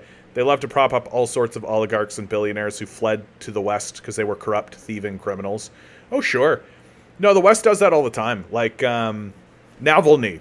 Navalny in Russia is a good one, right? Here in the West, we're all like, Navalny was a saint and a god king whose only crime was to stand up against the Putinist regime again, and they punished him harshly. Navalny was a Nazi. Navalny was a Nazi. We literally have the guy on tape calling Muslims cockroaches, and then like going through like a pantomime of shooting a racialized version of a Muslim as the Muslim attacks him with a pistol. Navalny was a Nazi. He considered Muslims subhuman. Which is why when he died, we all went, oh, Navalny, we loved you so, because we're all fucking Nazis up in here.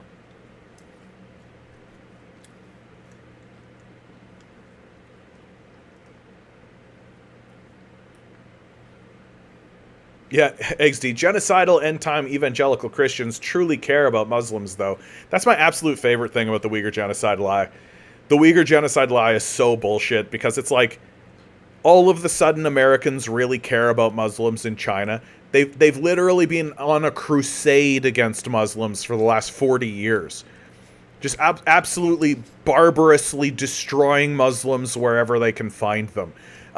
You've got guys like Bill Maher and Sam Harris outright, the new atheist movement, literally saying that Muslims are barbarian cultures as they actively bomb them, right? As loudly and as broadly and as virulently as they possibly can, spreading that out as much as they can. But then all of a sudden the Muslims in China, and everybody's like, oh, the poor Uyghurs.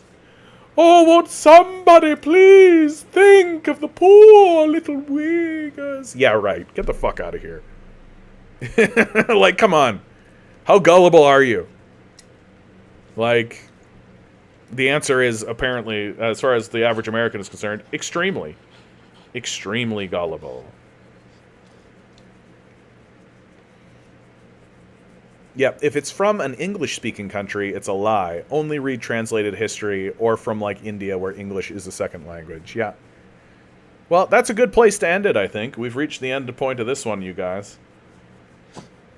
Always remember, each and every one of you is a... always remember, each and every one of you is a quantum being walking around in quantum energy. These billionaires are spending hundreds of billions of dollars in the hopes you'll never realize it. You'll just stay the good little commodity they need you to be. Rebel. Revolt. Repent.